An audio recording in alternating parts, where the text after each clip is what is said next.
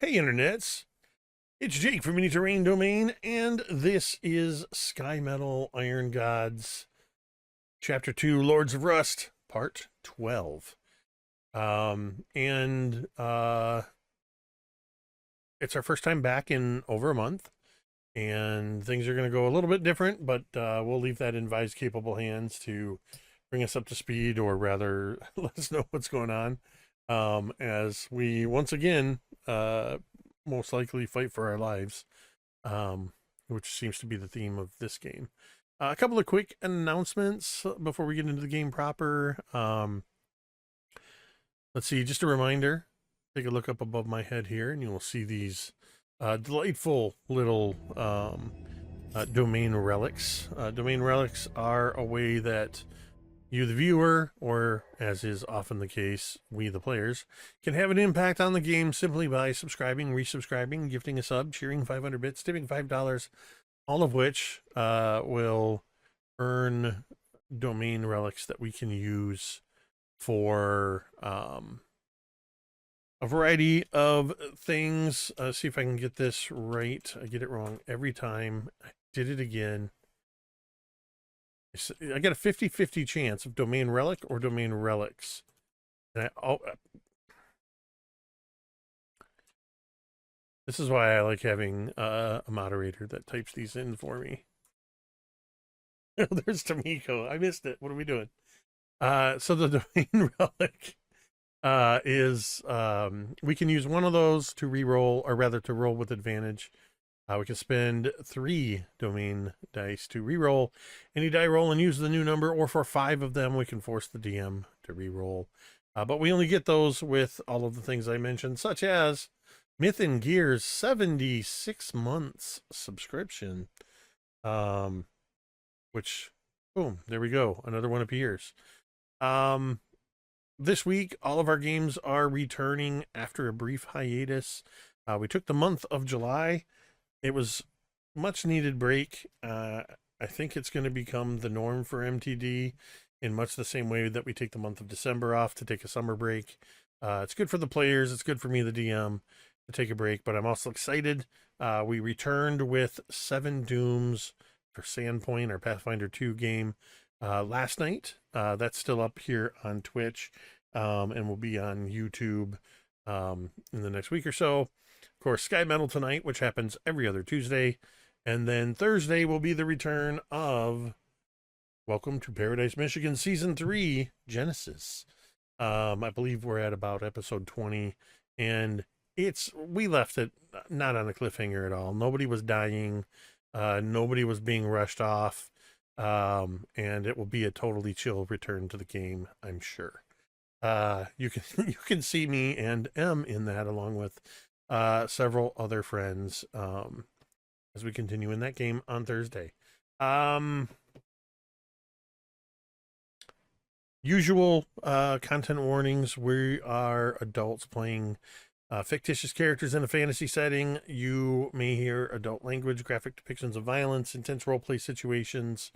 If these are the kind of things that are not for you, please do feel free to find an exit and find something that is more appropriate for you. Only you know what's appropriate for you. But we will hold no hard feelings if you need to bow out, knowing that's what our game's going to be like. Do know that we have all had our sets and zeros. We've established lines and veils, and we have safety tools in place to make sure that everybody stays safe and has fun at our gaming table. We use a traffic light system, and it's something that we all understand and we know we have at the ready should we need it. If you want to learn about that or other safety tools, we highly encourage you to check out the link that has just popped up in the chat. Thank you, Tomiko. Encourage you to use safety tools, session zeros, and all of those tools in your own games at home. The last thing before we get into the game proper is, of course, we want to remind you that you matter. Your presence on this earth makes a difference. Whether you believe it or not, it is true. There are any number of reasons why you or somebody you know might be struggling. The last thing we want is for you to struggle to find the help you need. All you have to do is come into our chat anytime, day or night, whether we are streaming or not, and type !help. Doing so will bring up some information and some URLs. That same information will be along the bottom of the screen throughout the entirety of this game. But those URLs are findahelpline.com, or you can check out the growing list of resources at takethis.org. We encourage you to visit those websites, bookmark them, save them for yourself, save them for a friend, and remember, you matter. With that, I realized we had a month to think about it, and we don't have a tagline to ease into this game, so Skymetal!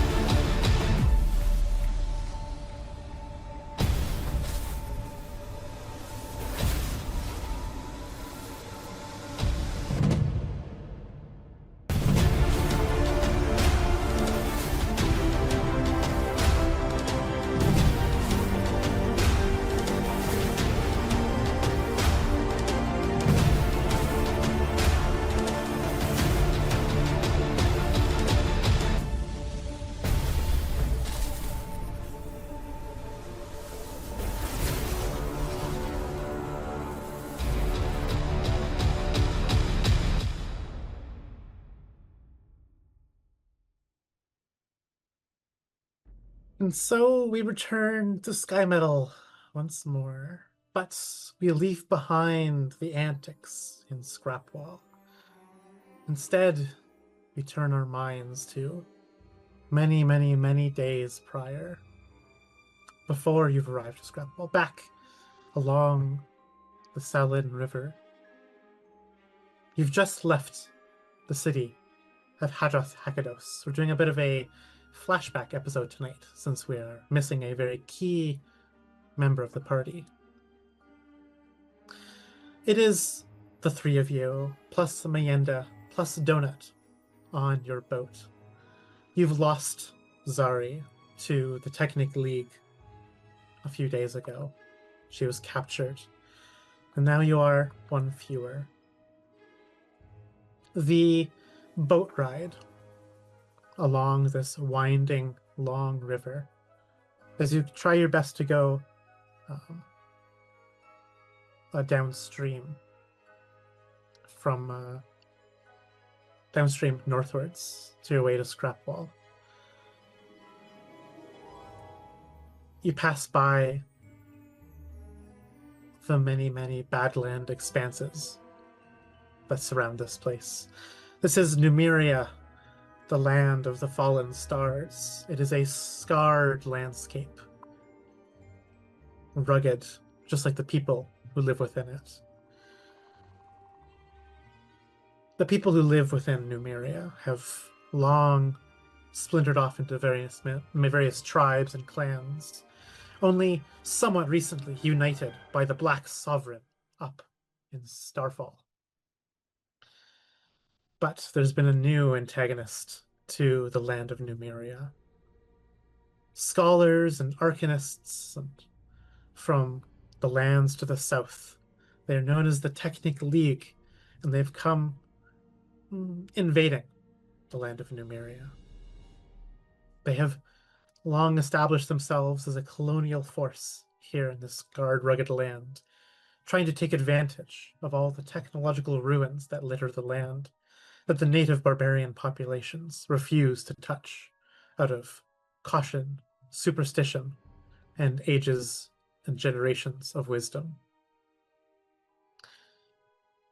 But all of these things are beside you as you are alone upon this river,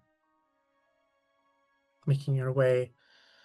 You know you're headed towards the Grim Fen, where you've been warned the great beast makes its lair. But make its path through the Grim Fen, you've decided.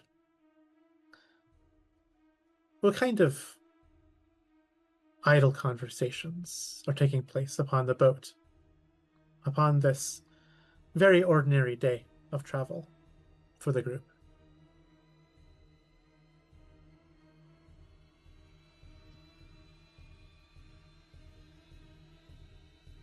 I imagine one of the first things we see is the boat is making its way upriver, downriver, whatever way we're going. Is that Donut is leaning over the edge of the boat near the front, staring through the surface of the water, spying the various fish that are swimming around in the edges of the boat and under the boat, probably occasionally making the boat rock back and forth as they see a fish dart underneath and quickly dart over to the other side to try to spot it. Occasionally dipping one of its forepaws into the water in an attempt to snatch one of these fish out of the water, and probably occasionally is successful, gobbling down one of the fish pretty quickly. And probably each time Donut does this, just given sort of grabbing hold of the fur and giving scritches. But otherwise, unless spoken to, not really having any particular conversations.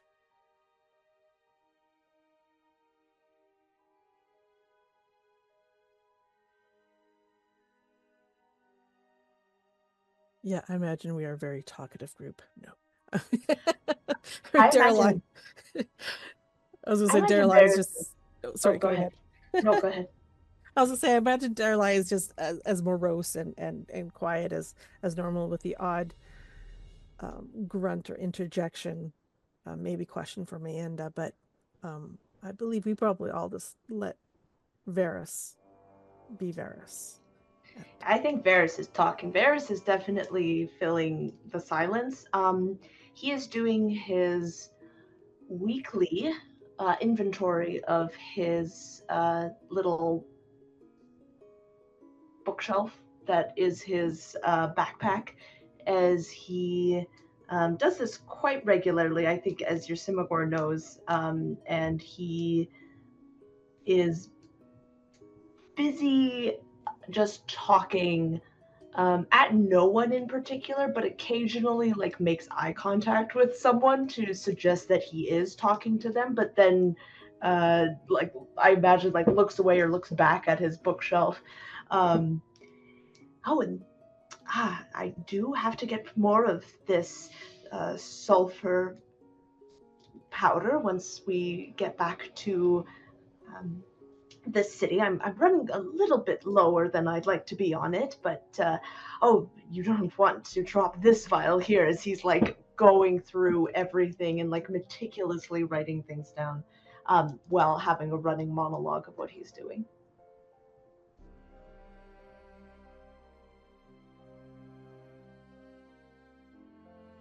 The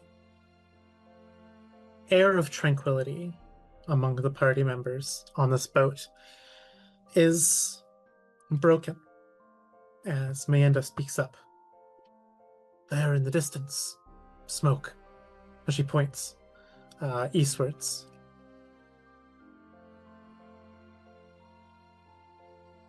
Eastwards itself, as you look, is filled with these rolling hills and these deep canyons, and great, what do you call it? The big geographical figures of rocky cliffs and abutments or something like that. And it's a very, very rocky landscape. And so you're not sure where the smoke is coming from exactly. But you see the places. This scene is filled with trees that are clinging to whatever growth they can. And actually, it's quite green on this side of the river. And as you continue along the boat, as you round one of the many bends of the river, you can see that there is, leaned up against a river stone, a man clad in furs and metal armor, clutching at his abdomen. You can see that his hands and torso are bloodied. There's like blood smears upon this river stone. And as the boat gets more and more in view, he looks up and he calls out to you. Calls out to the group of you on the boat. You there! Help!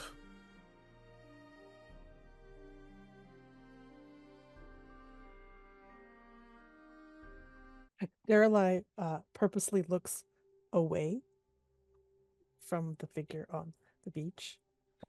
Veris does the exact opposite, I imagine, at the same time as Daeralei does. As she looks away, Veris looks directly at the man and then back to Yrsimagor. And there's someone over there.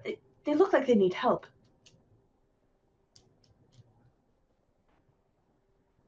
We should go. We should help them.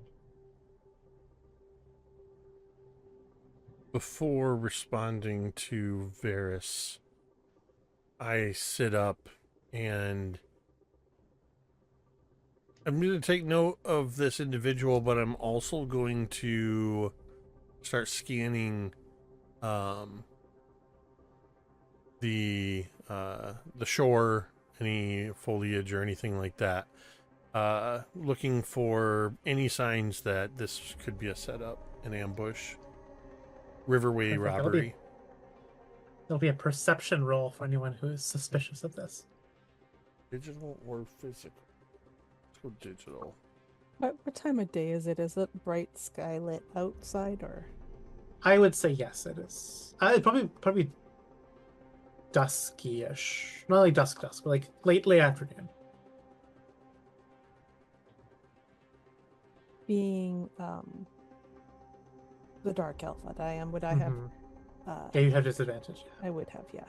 Yeah. Well, I might as well roll, but Daeralei definitely. Oh yeah, no, can't see anything. Is purposely trying not to be involved with whatever is going on. I got a This is of no 15. concern.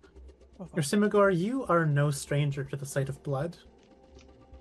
This man's injuries, unless they are the most well put together, like makeup and disguise ever. There's lacerations across his arm.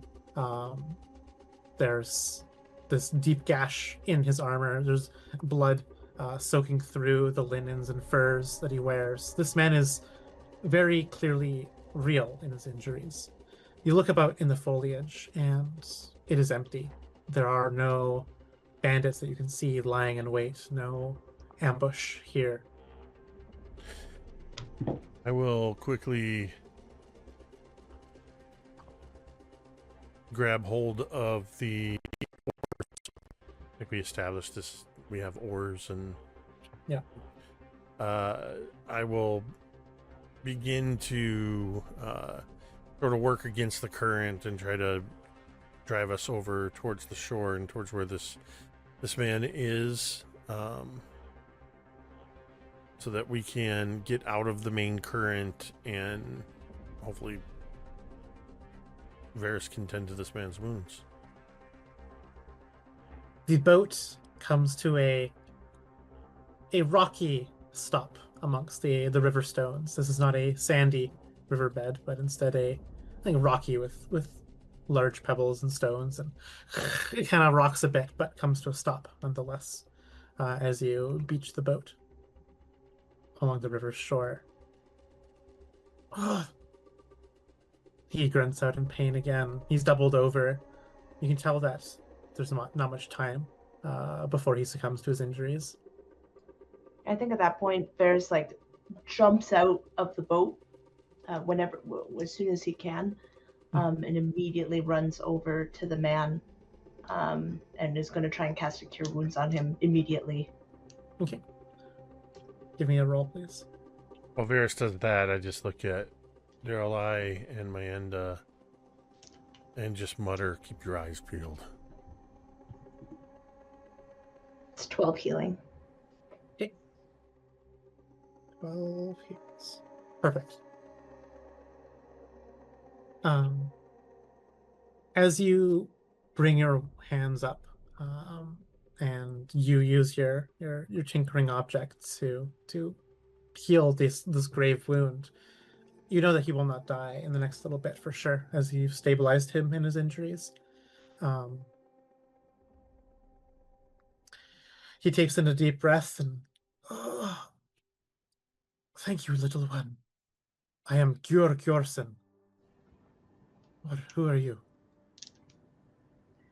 Whew, got here right in the nick of time.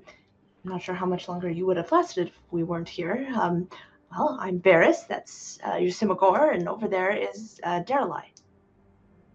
And he looks down, I guess looks like eye to eyes with you, because he's like doubled over, like leaned up against one of the big boulders. And up close you can see that his face is painted and tattooed.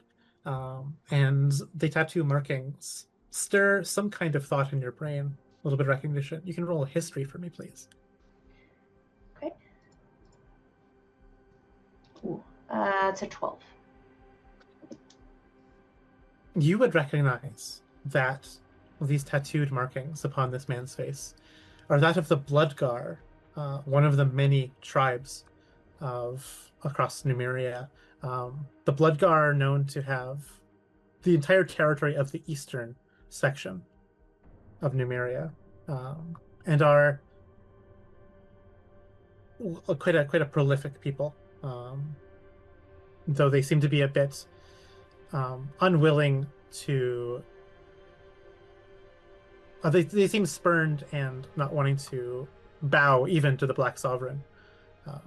So they are a free folk.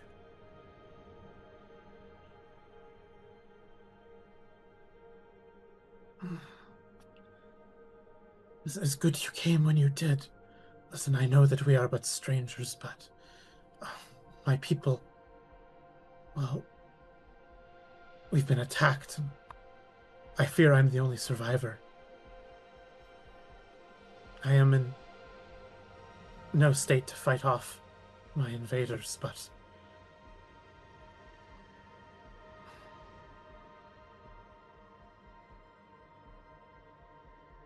would you help me? Would you help me take revenge upon my slain people?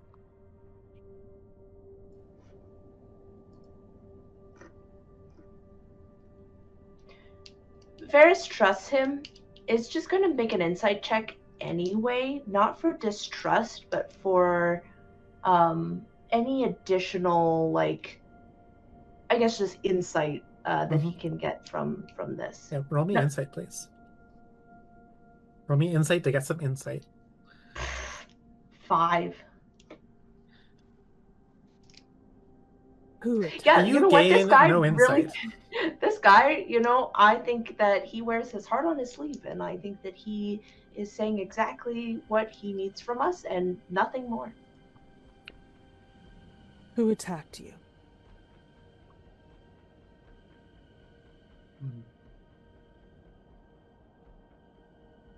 Warriors and soldiers, faces hidden in Skymetal steel. And why did they attack you? I think they are the Technic League. They came for the spirit of the earth that my people protect. The spirit of the earth. Yes. What is...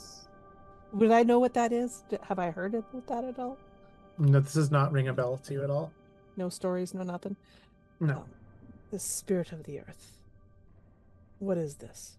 There's a spirit of the earth that resides within the rocky hinterlands that my family makes our home. A godling? A fairy? Yes, it's Yes, a godling. a creature, the spirit manifest of flesh. But of course, it's been with our family for generations. It's watched over us, kept us healthy. And it is now in the possession of this technically. That's what I saw when I ran from the carnage. I tried to get to the next family's hold. West from here, across the river, there's another clan of the Bloodgar, but, well, I would not have made it if not for you. When the Technic League arrived, they butchered our people. We were caught unawares. When they saw the spirit of the land, they used foul sorceries upon it to bind it to the earth, unmoving, and torture it.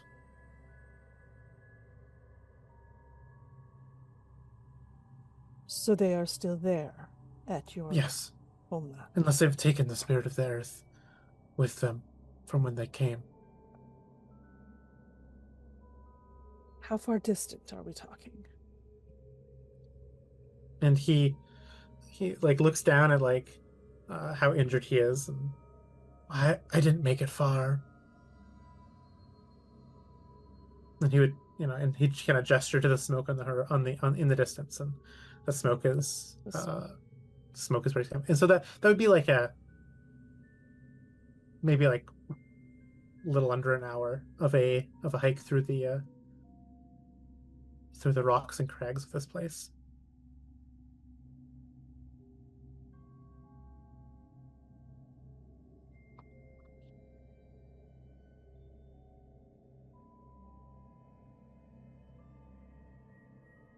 I think up to this point, like Daeralei was pretty. What's the word? Uninterested in this man and his plight until he said that it was the Technic League that attacked. And you could definitely see that's when the curiosity and the questions started coming from Daeralei.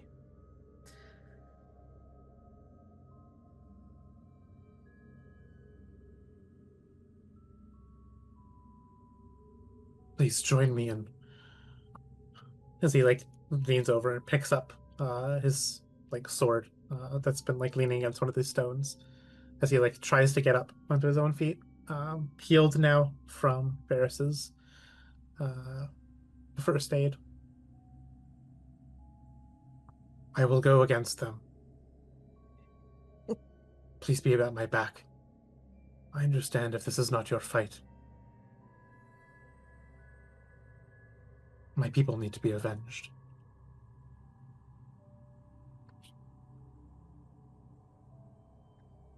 Without a word, other than looking to Miranda, I just say, help me drag the boat ashore. And as a form of agreeing to take on this this man's quest, working with Miranda to drag the boat up out of the water and secure it. And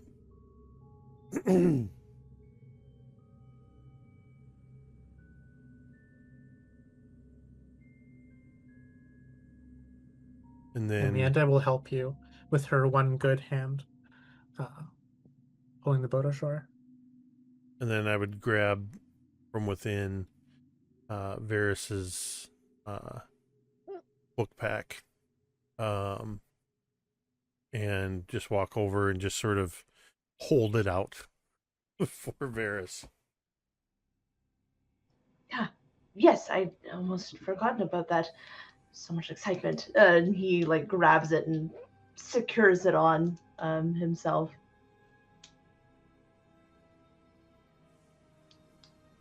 A small detour should be fine. I mean, he is in need.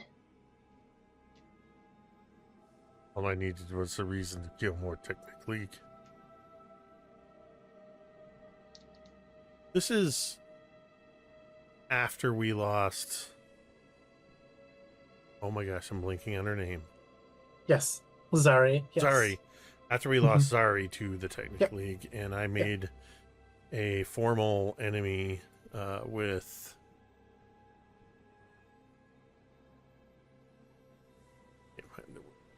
Doombringer Osman Zane. So, I imagine the Technic League, if I were to have a written list, if I could write, it would be, technically would be right below robots.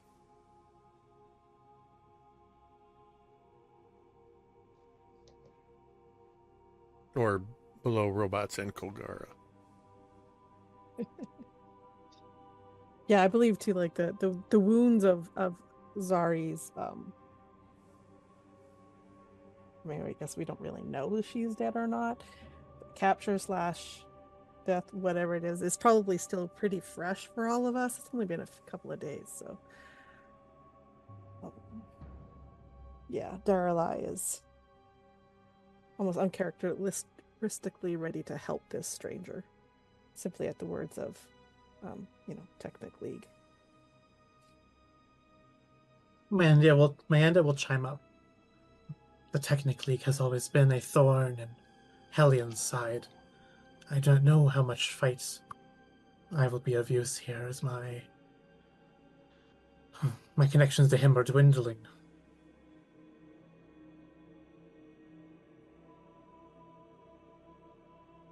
The Technic League is a thorn in everybody's side.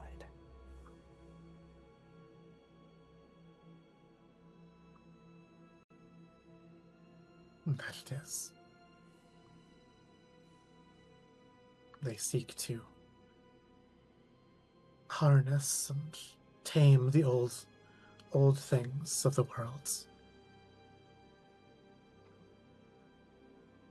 They do not know the powers that they try to wield.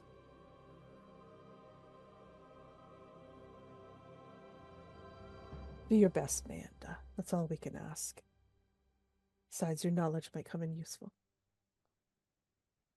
She nods. I'll give a whistle and a pat on my side, calling to Donut as I secure my own pack and we prepare to follow. What do you say his name was? Gior? Gior, yeah. Dior or Gior? With a G, Gior. With a G, okay. Not like the fashion icon? No. Okay.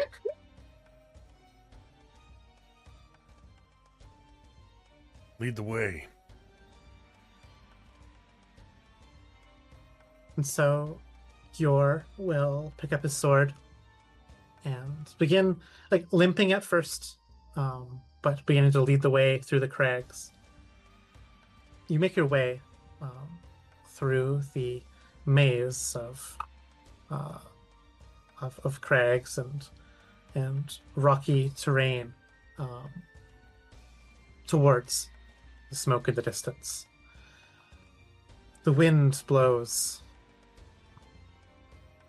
quite strongly through this place as it whistles through the branches of trees and through the small valleys that make up this area. You can see that this is the territory of the Bloodgar through the painted stones that line as markers every now and then. And then you smell something as it catches on the wind. You smell burnt fat, canvas, smoke, iron. As you cross, you come up over this ridge, and you can see down below you is this great circular encampment, so to speak. It's it's got yurts in its canvas tents, big wooden palisades that encircle it, many fires. You can see corpses of slain warriors, man and woman alike, that are tattooed and of similar garb to Gior. You can see horses that are still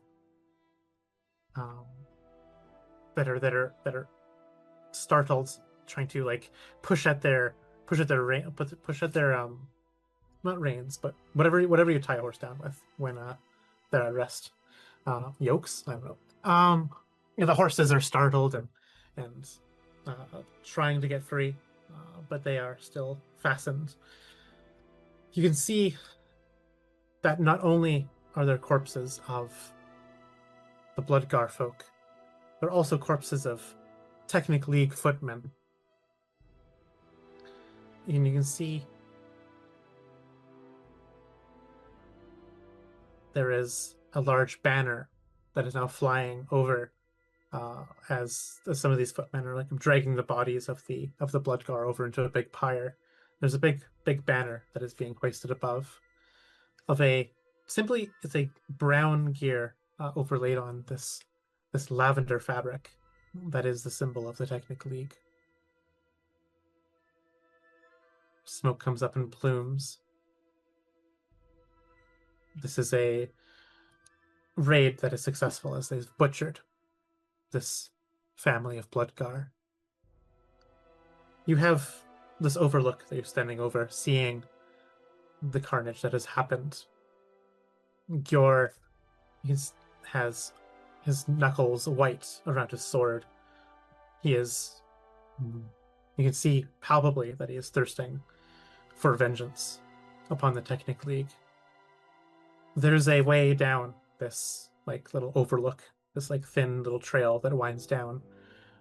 As he pauses just for a moment, he is upset by the carnage before he wants to continue down this little path and assault the Technical League directly. I'd like to say, as soon as we kind of near and we see that banner in the distance and the active Technic League soldiers, whatever, pulling the bodies away, Daeralei forms their rapier in their hand at this moment, ready for whatever's about to happen as we get closer.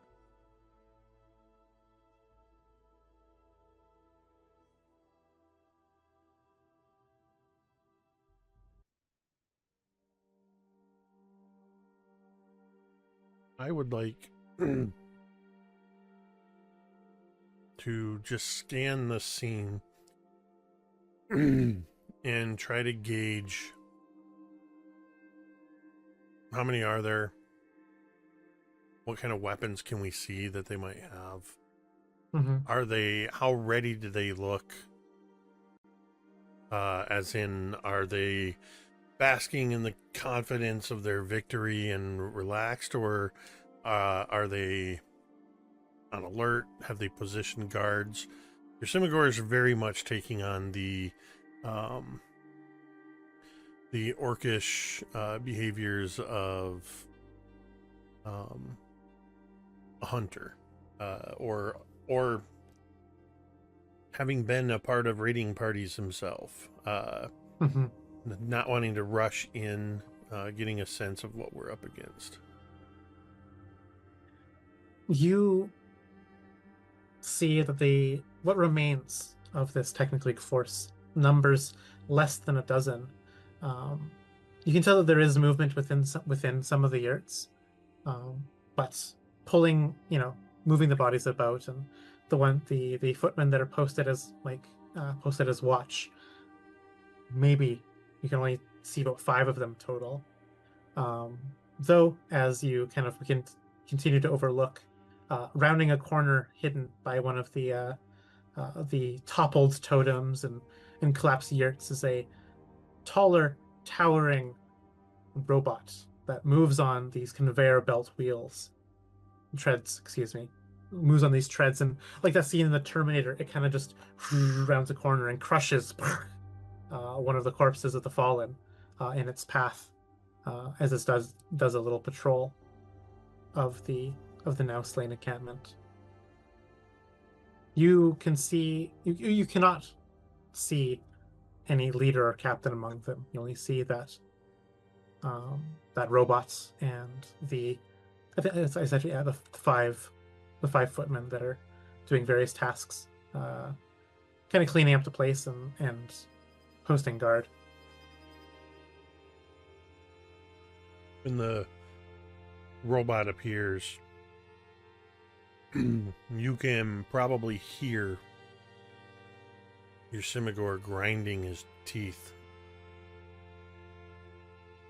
and probably hear just a muttered "easy," and realize he's probably talking to himself.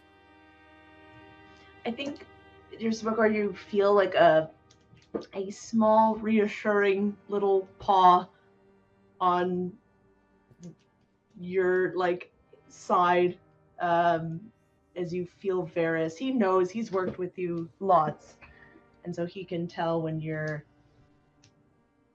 getting agitated, and so he just kind of puts nothing said between them, but he puts a hand there as he also is surveying.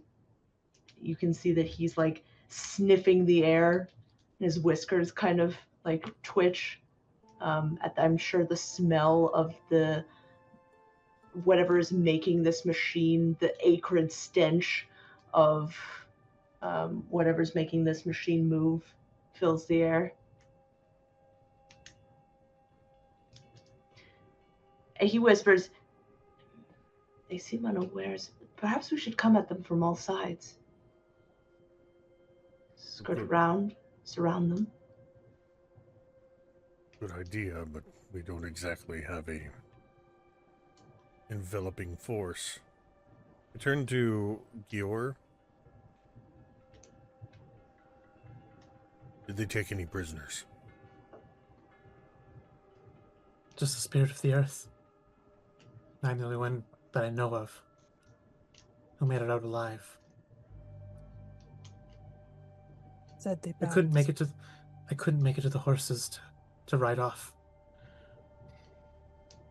You said they bound the spirit of the earth. Whereabouts did they bind it to the earth? In the chieftain's lodge. Which building is that? Like, does he? And he'll point to one of the buildings.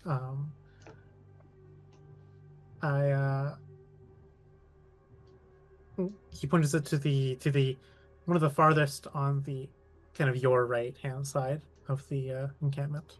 About how far away? From you right now. Yeah. 500 feet. Because you're looking at it from a distance. How is that building a proper building, or is that a yurt also? It's also a big tent, a big yurt. How close are the tents to one another?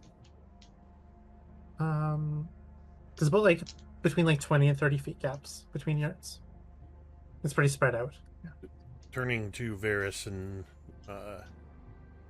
Daeralei, and probably even Mayenda to some extent. Do you have any means by which to set fire to those yurts? I do not. The ones with the soldiers in them.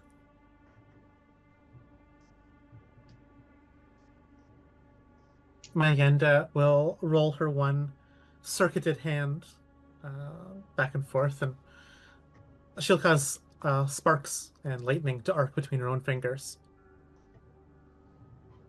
I can make something happen.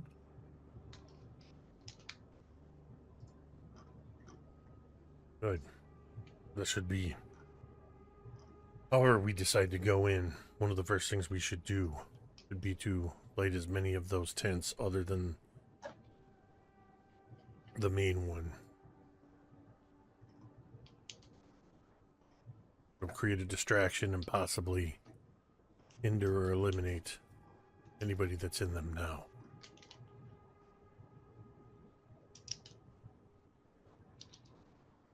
We'll have to deal with the rest. And you see Yrsimagor kind of cracks his neck up close and personal.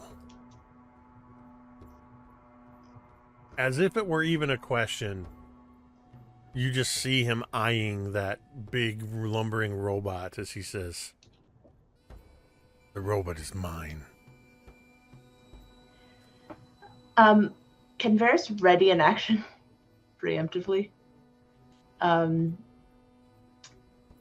When we inevitably go into combat, Veris wants to make sure that he's close to Yrsimagor because he's going to cast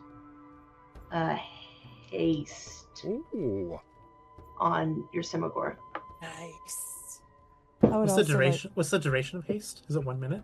Concentration up to a minute. So he wants to Okay. like time it Mhm. so that it's like just as Yrsimagor's going out into combat when we roll initiative. Okay. Also, Yeah. I would like to preemptively, before we go into battle, I want to cast a spell. I want to summon a creature. Okay. So. And Daeralei specifically, I want you to make a charisma saving throw as you're helping plan, looking over the Technic League forces. A charisma saving throw. Charisma saving throw. Just straight up saving throw, not a disadvantage or anything. Nope. Nope.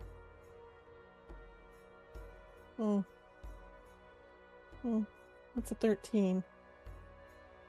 13 is good enough. You take 0 points of psychic damage. You, as you're looking down over the encampment, there is a buzzing sensation in the back of your skull.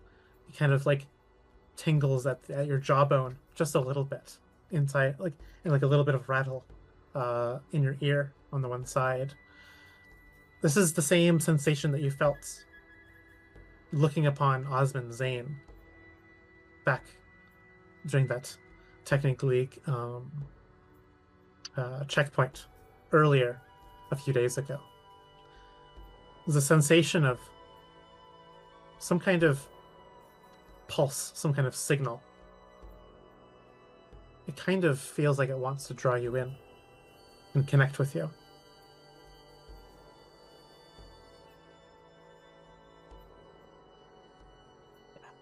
Daeralei is a little bit disconcerted by this, but does not yet actually tell anybody. Yeah, that's a secret. No, we don't explain. We don't tell people things. So we'll keep that to themselves at the point. This robot. Is it the same kind of robot from that encounter? Because I seem to recall there being a large treaded. Yes, it is a similar make, absolutely. It's got like different attachments on its arms, but Because same. I'm pretty overall sure we structure. eliminated that Mhm. one before we got out of Yeah. there. Okay. Yeah, that one had a grenade launcher, I believe. You're not able to tell what kind of weapon attachments are on this one, but Can we tell what the foot soldiers are carrying? Are they carrying like crossbows or bows, or are they? yeah, they would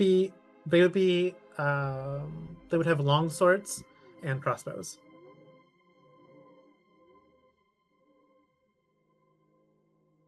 Here's my suggestion. Hmm. We move in.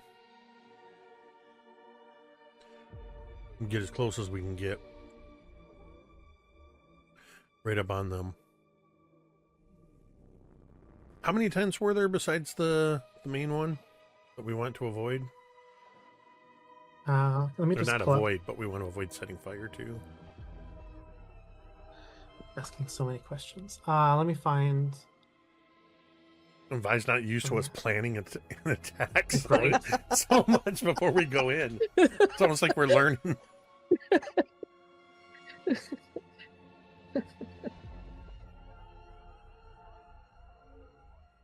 Okay. So main one, and then 1, 2, 3, 4, 5, 6, 7, 8. Okay. And Wait. sorry, they are not. They're packed closer together than 20 feet. They're between 5 and 10 feet apart. So if we light one, we're gonna light them all. Are they close to the main yurt as well? So yeah. So on the far side, on the right is the main chieftain yurt, and then kind of in two kind of sweeping semicircles around the circular encampment, are like rows, kind of rows of more yurts and tents. So it is possible that the one in the back, the chieftain yurt, could be affected by a blaze out of control. All right. We sneak up on them, getting as close as we can. Amanda will use her ability to try to light one or two of the outer from, and I'll indicate on the one side closer. And as I reach into my pack, I will pull out, but not yet light, I will pull out 2 torches. Then I will set the other 2 ablaze. That'll be the signal. Once they see the fire, it's game on.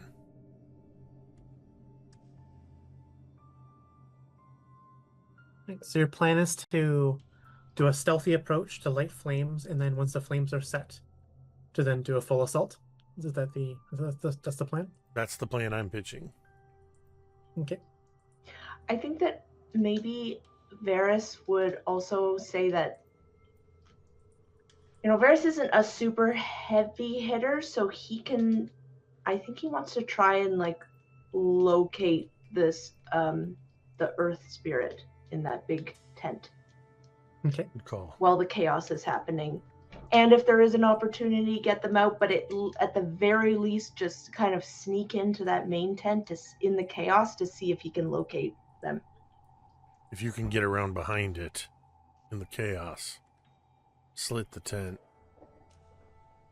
My intention is to keep as much focus on me out in the main Yep. part of the camp That'll let you get in. I could help with that. Like you take one side and I take the other, and you go after the big guy. And me and myself and my partner. I think at this point we're gonna it lasts for an hour, so I get, when we're getting about ready to do it, I would summon. I would warn them before I do this because it's something they haven't seen yet. But I am summoning a shadow spawn. Awesome. Okay, so you had asked me one time to get a token ready for you, and to keep it a bit of a surprise of what your shadow spawn appears like. So I have it ready. I have it ready for you. Okay. And okay. Specifically, I'm summoning the fury emotion of the shadow spawn. Ooh, perfect. Okay.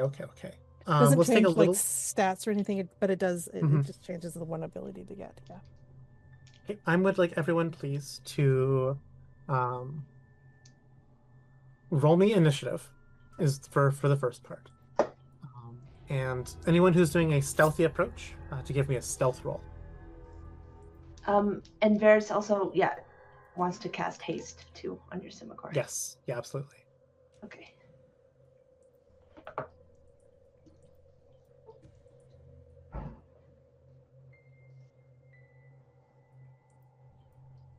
$15 initiative. How many things do we have? Pips? Points? Tomes? Oh, we're at 15 total, thanks to Baron's 24 months. Toward 7210 resubscribed just now, putting us at 15. Okay. It's 3 if you want to reroll. Yeah, I would like to reroll, please. You I have to. Don't like that initiative? The stealth. I got a 4. Oh, the stealth. Yeah. Oh yeah, I gotta roll stealth too.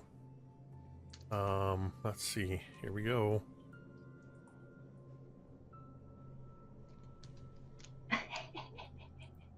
That was even worse. My die landed on a 1 at the edge of the screen and then went boom over to the 7.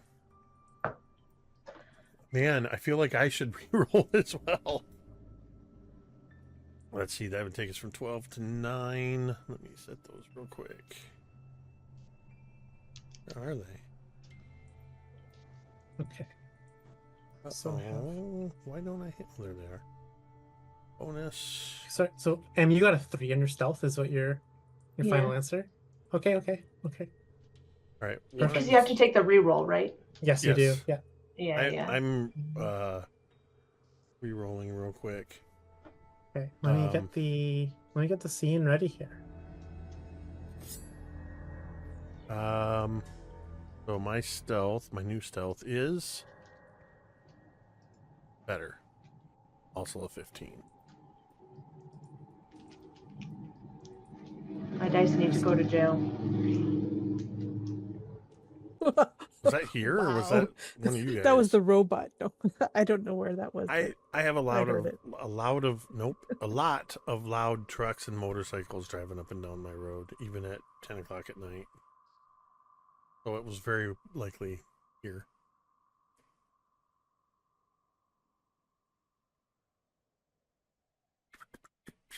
Bjorkjorsen has.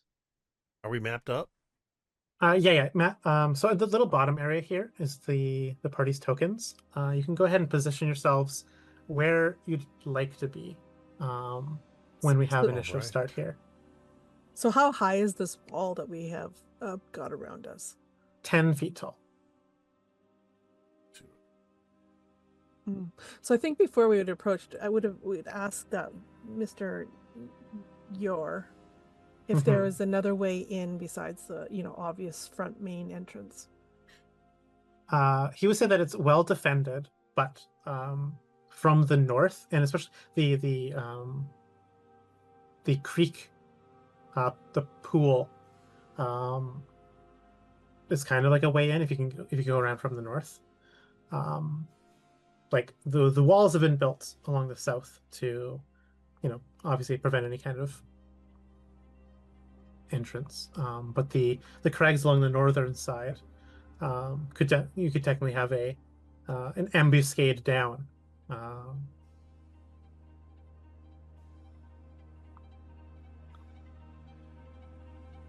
How tall is that barricade on the main entrance? like 4 feet tall. Just like a bit of an obstacle, but not at all preventing line of sight or anything like that. All right, so It would require like an athletics or acrobatics to move through those squares. one of my thoughts, I guess I'm looking at everybody else first to see where they're going to go. My intention is to draw attention to myself, allowing the others to get into position. This is this is a little bit of old Yrsimagor. Immediately is thinking, run and just dive over top of the barricade with 2 torches lit. Unfortunately, where I was going to, in my mind, based on description, where I was thinking, happens to be one of the places where the horses are. So I'm not exactly wanting to set fire to the horses.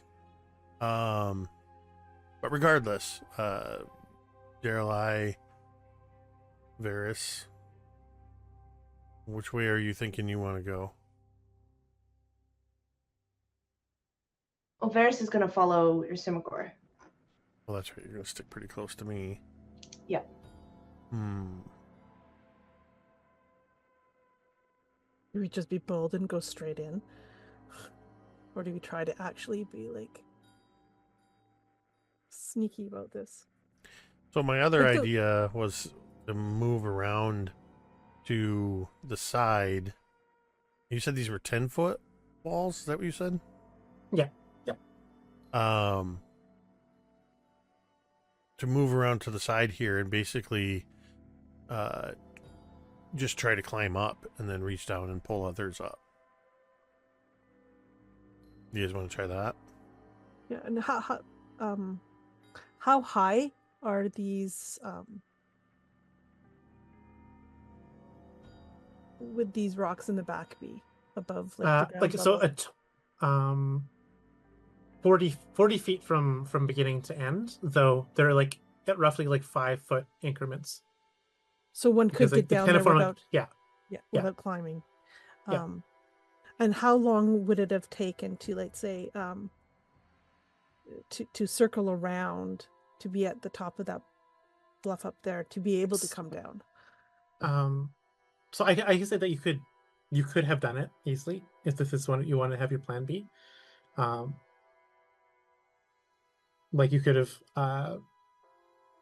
just head out a little bit early and everyone get in position. Like I'm not saying that you have to start right here, obviously. You can put yourself on the map wherever you want. Yeah, I think I would prefer to go around. So if Yrsimagor wants to make like the main move and get everybody looking at him, I think I would have Daeralei would like to come around to the back end so I can take them from surprise from the back. While we're doing that.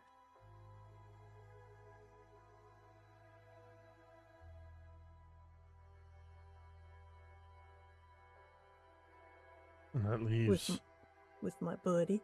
Manda and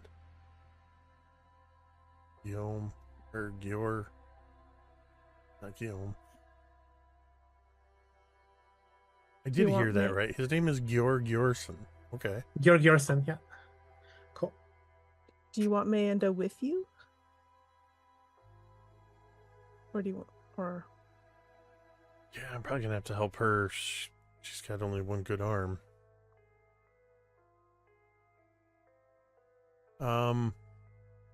Yeah, okay, so here's what I'm thinking. I don't know about Gior, but all right, here's the revised plan. I will alley-oop Manda and Gior up to the where they can grab hold of the top of the palisade and climb up onto that wall. And I guess I could do the same for Veris. In my mind, Veris, I was just going to have you grab hold of my Yeah, Grabs will go hang on. piggyback. Yeah, Veris. Yep. And then Donut probably could, being a 6-legged feline creature, can probably scrabble up that, I would imagine. I didn't roll stealth for Donut. Let's see. Donut has a +1 to Dex, no particular. +3 to stealth. So Donut is going to get also a 15 on stealth.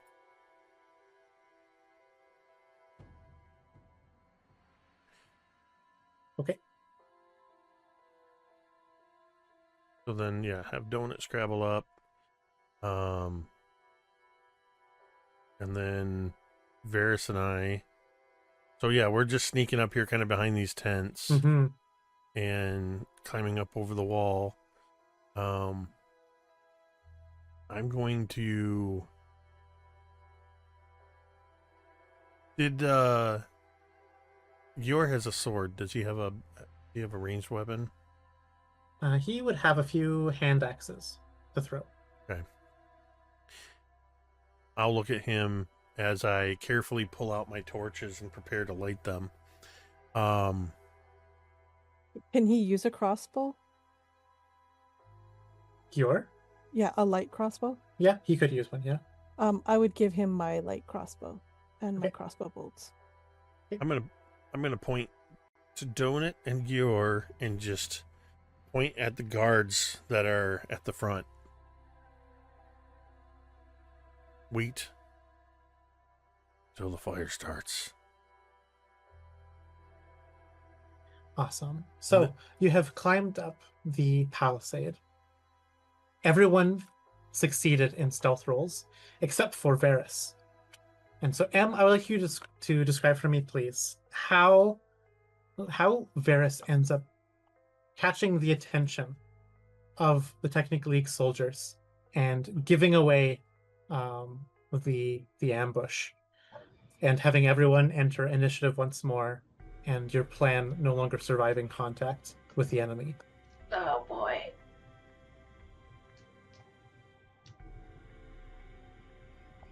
Can I have the Meanda accidentally steps on Veris's tail and Veris lets out like a squeak of like in spite of himself? Like we're all trying to like rustle, like kind of fit up on this palisade and try and get, situated. And I think Amanda takes a steps on Veris's tail, and he lets out a squeak of surprise and then immediately clasps like over his mouth. And with that, with the squeak happening, we enter initiative proper. The first to act is the one who was alerted. This Quick footman question. snaps around. Oh, go ahead. Would my ready to action Yes, take yes. into effect now? So Yrsimagor now has haste. Yes. Okay, cool. The footman snaps around, hearing Veris, and he will immediately get up from a seated position and clamber for his sword and say, "They're on the eastern wall," alerting literally everyone in the camp. And then we'll move the rest of the footmen. So the ones that are on the campfire get up, and then that's how they use their turns. And then the ones on the wall here kind of turn around, seeing these intruders. Will shoot their crossbows. And I guess Mayenda and Gior are the closest ones. So they're the ones that are going to get shot here. They get to make some attacks here. They make two attacks each, so that's going to be 4 attacks. 1, 2, 3, 4. One hit on Mayenda, 2 on Gior. Pew, pew, pew. So, Amanda will take 3 damage, and then Kior will take 7 plus 4, 11. And that will be then Yrsimagor, it is your turn. I think feeling that sudden rush of Veris's haste hitting, the first thing I'm going to do is immediately bonus action rage. As right in the moment before you see Yrsimagor's face begin to sort of take on the ursine features and the claws emerge, you just hear him say, "Plan B, improvise." And I had to look up hastes because the only haste I've used is in BG3, which is a little different. It looks like my speed is doubled. I have a +2 to armor class, advantage on dex, which I already get, dex saves, and the usual extra action. So my speed is now 80. Holy shit. So fast. And I get 3 attacks. Actually,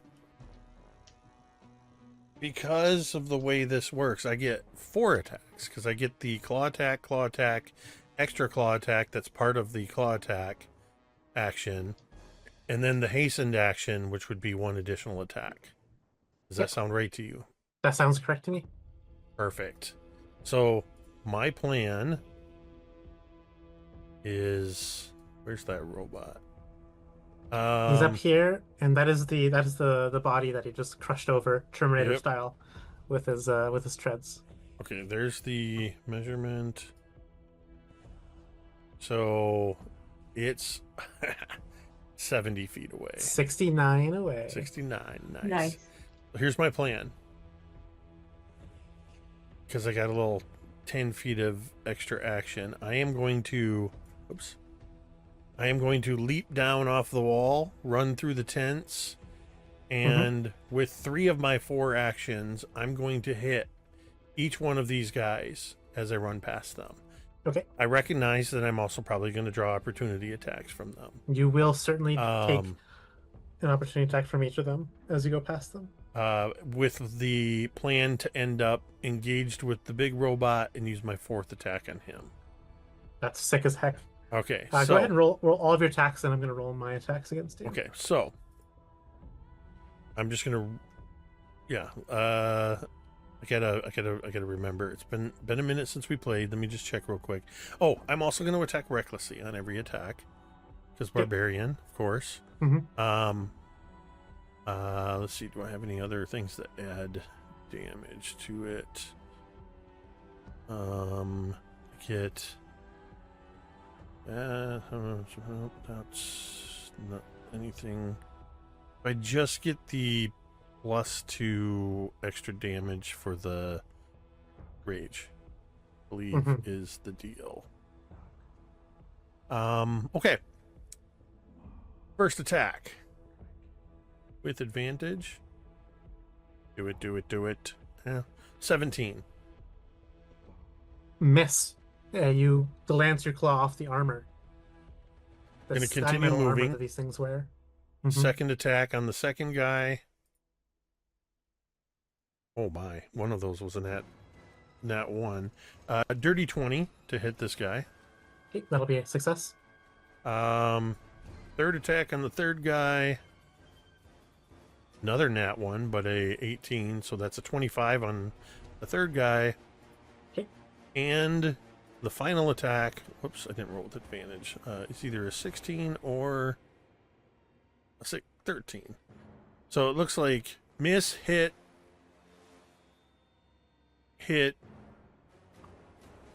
and then 16 on the robot, I'm assuming is 16 a miss. will hit against Okay. the robot. Okay, so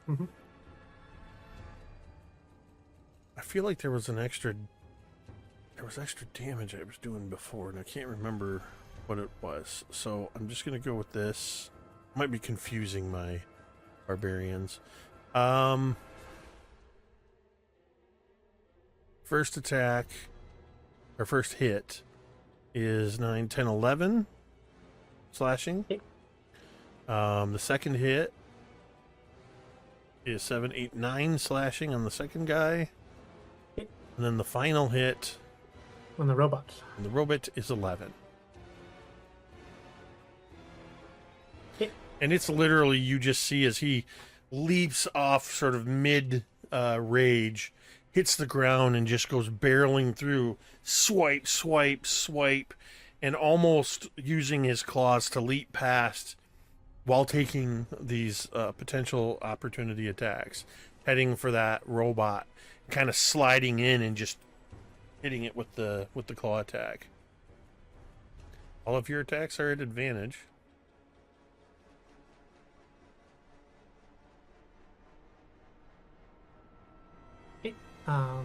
So then attacking you back with opportunity attacks is going to be a 22, a 16, and a 9. Let's see, I have a bonus to my AC. So my AC is now 19 while hasted. Wow. Okay, so it's going to be 1 hit against you, which is going to deal 4 slashing to you. Reduced to 2.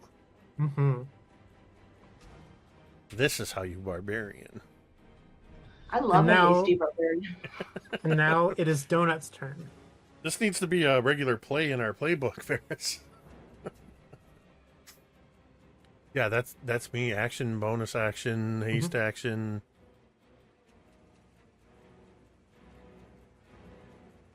So it's Donut now. Oh, sorry. So Donut is going to Donut is going to, I don't know if Donut can get there. Donut's speed is 30 feet.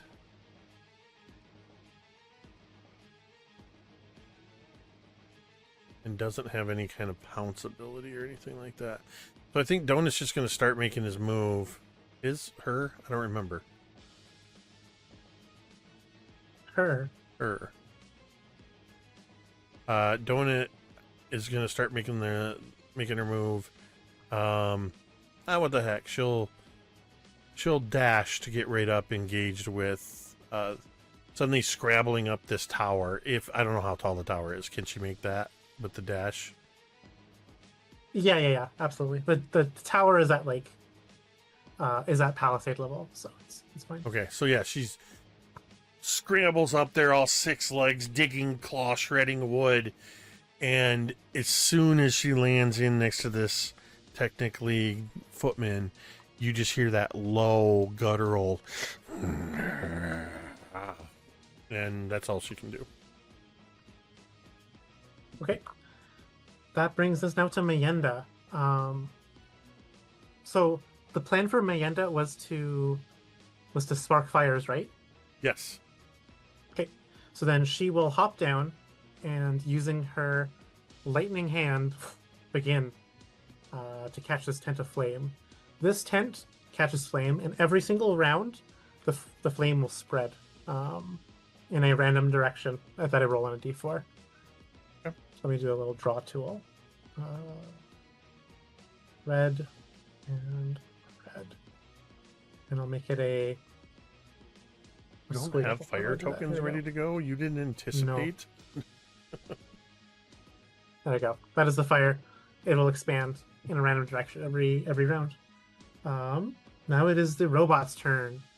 The robot will, wheeling around on you, seeing that you have kind of smacked it, it'll say something in a language you do not understand, and immediately begin to. It'll buffet you with 2 strange clawed hands, and then it'll shoot a laser beam at you. So 3 attacks total. So 2 smacks and a laser beam. Where's my dice roller? There it is. I need more tabs. There we go. Okay. So there's advantage against you. So smack number 1 is Good lord. Close this. Close this. I knew there was an extra damage I wasn't accounting for. My Robot Slayer, Scrapball Heretic background gives me a +3 damage equal to proficiency bonus versus robots. Yeah. So it would have been an extra 3 damage that he would have done. Sorry about that. Okay, so it's going to be 26 to hit you, and then a 27 to hit you, and then a 16 with the laser. So you're able to dodge the laser. So that's going to be 2 slam attacks against you. That's going to deal 9 plus... So 9 for the first one, then 14 for the second. And you are now grappled as it's like grabbed you with these like robotic claws, holding you in place. Okay. And then, Veris, it is your turn. Hooray! Veris is going to cast Shatter. So I have a 10-foot radius. So Here you go. Here's your 10-foot circle. 10-foot radius. 10-foot radius. So sorry, should be double that, yeah. Yeah. Right here. Okay, yes, it's gonna be a little smaller, but yeah. Cool. Yeah, you can easily catch all 3 of those. Yeah. In the circle. So it's gonna be saving throws for all 3 of them. Constitution saves, yeah. DC 15. 14, 22, so only 1 success.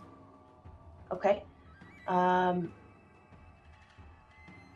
wow. All right. 18 points of damage for those who failed, and then half, so 9 points for those who passed. Okay. You can describe to me, please, how you've dispatched 2 of them and bloodied the third. Yeah, I imagine that Veris, now in his very well-organized pack, is able to take out these...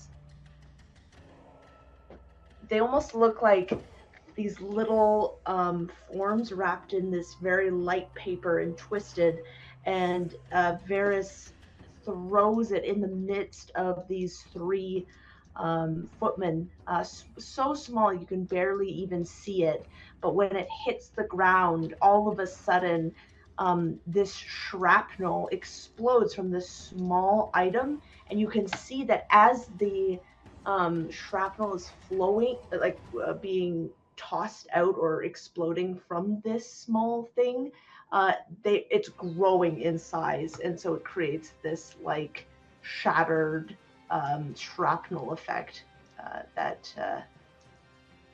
Swiss cheeses the footman. Right, awesome. That will bring us. I guess Veris, you have a movement still if you want to move. Yeah, he's gonna go with his original plan 2 of trying to get to the main tent. So he has a speed of 25. So he's gonna go right there. Perfect. And so Veris on the ground, you see that there are Technic League soldiers within each tent.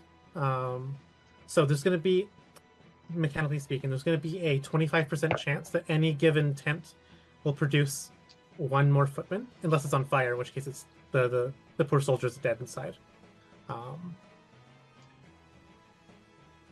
Okay.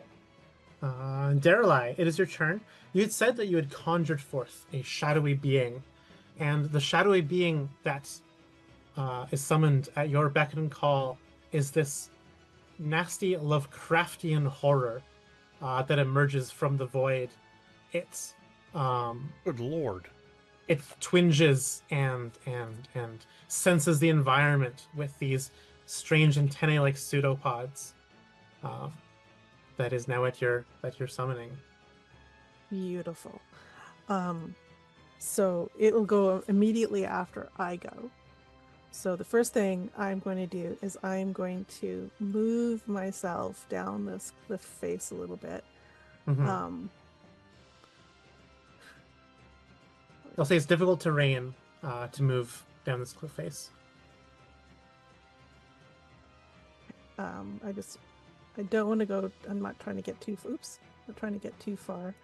I'm trying to get this dude within my 120 range. Which guy is it? This dude. That's. Oh, I can't Oh, ping. this guy. Yep. Yeah. So Yep. that was my plan. Yeah. Okay. So I get to there, and I'm going to unleash 2 Eldritch Blasts upon him. Okay. 17 is the first one, It's gonna be a miss. and 23 is the second one. 23 hits. Okay, so 23. Oh, wow. That is 13 points of force damage. Do you have And- the push on your blast or no? I'm just going to check that real quick. I've been 2 no. Baldur's Gate 3 pilled. Yeah, no, I took Agonizing Blast, which is why I get the +4, but then I took Thirsting Blade instead so that I could do it twice. Gotcha. Okie Well, dokie. that's different. Thirsting Blade is different. That's so I can hit twice with my sword. But that's what I took. So that is his turn, or Daeralai's turn, and then obviously I would tell the Shadow Spawn, I would give it the order to attack, and is specifically pointing towards the last remaining footman down by the fire. Okay. They have a movement speed of 40, so if they dash, so you said, Yeah, so, it's doubled on that rocky terrain and then yeah, normal so that's afterwards. 20, and then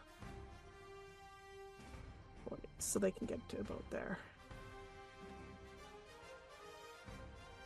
This turn. The Lovecraftian horror enters the fray. Yeah, It is now. It knows as well who my allies are. It isn't. It is friendly to my allies. Perfect. It is now Gyor's turn, who, reeling back from the crossbow wound, will. Okay, how close is he? Is he run up and smackable? He's not able to run up and smack. So he will then level the crossbow at this one back here to try to shoot it. Shoot the soldier. Getting a 21 to hit, dealing. Oh, we're upgrading the damage die because he gave him a crossbow instead. Dealing 10 damage, sniping this soldier on the outpost here to its death, and that is the end of the round. Actually, he'll move as well. He'll move, hopping down here. End of the round, the fire spreads, so we can duplicate this, and it can only go up, so it moves up. And then I check to see if foot soldiers come out. So 1, 2, 3, 4, 5, 6. Okay, on the 5th roll. So 1, 2, 3, 4, 5. There's one more that pops out of the tent here, Veris, to join the commotion. So this is what, number 6? Number 6. And he is not half injured, obviously. Okay, and then that brings us to the top of the order, which is the Technic League captain. Steps out of the tent. He wields some kind of strange, arcanely enhanced rifle as he steps out and to see what the commotion is. And he sees chaos and carnage. Notably, he sees Yrsimagor tearing into his robot, and that is who the captain will level his rifle against and fire with 2 bang bang shots that shoot out plasma against you. So this is with advantage still. So this is going to be critical hit against you, and then a 14, which will miss. So 1 hit. Okay, so 8. So 26 plus 4 is 30. Oh, okay, so 1 of these, 2 of these, plus 30. That's going to be 46 fire damage against you, Yrsimagor. 46, not 4d6. 46. Yep. 4 times 10 plus 6. 23. Yeah. 23 fire damage that you take from the plasma bolts hitting you in a very, very, very vulnerable spot. That was his action and bonus action. So then we then move down to the footman's turn. So this footman will move to attack Veris. This one will move up to attack the Shadow Spawn. And this one will attack Donut. Okay, so Donut gets attacked by one of the footmen. That's going to be a normal attack roll. It's going to be probably a miss on Donut. It's going to be a 5 to hit. And then against the Shadow Spawn, that is a 22 to hit. And then against Veris, that is a 9 to hit. So only the Shadow Spawn will get hit here. And it will take 8 points of damage. How many hit points does it have total? You can't hear me. He has a 35, I believe. I'm going to keep reading that 35. because it says like Okay. 35 plus 15, but I think the plus 15 only kicks in if I Cool. up level it. So, oh, you're doing that right now. Yeah. Yeah. 30. And AC is Cool. Okay. That was the footman's turn because a lot of them are dead. Yrsimagor, it's your turn.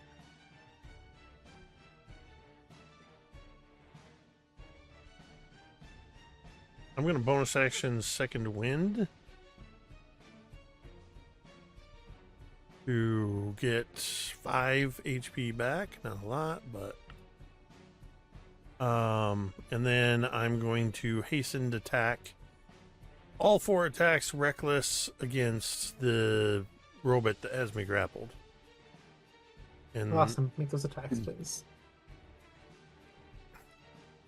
advantage. First one. 25 to hit.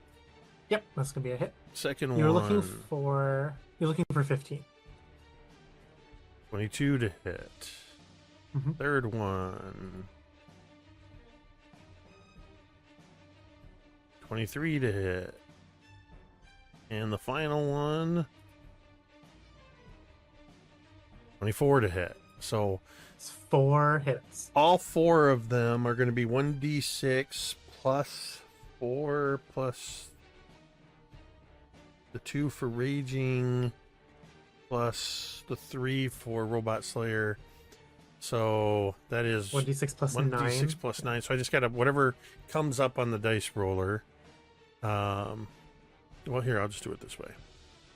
So that'd be plus 9 for each. So that's an automatic 36. So 4d6 plus 36. Let's do the 36 now. 49. Oh, 49 total? Yep. That is exactly how much. Okay, cool.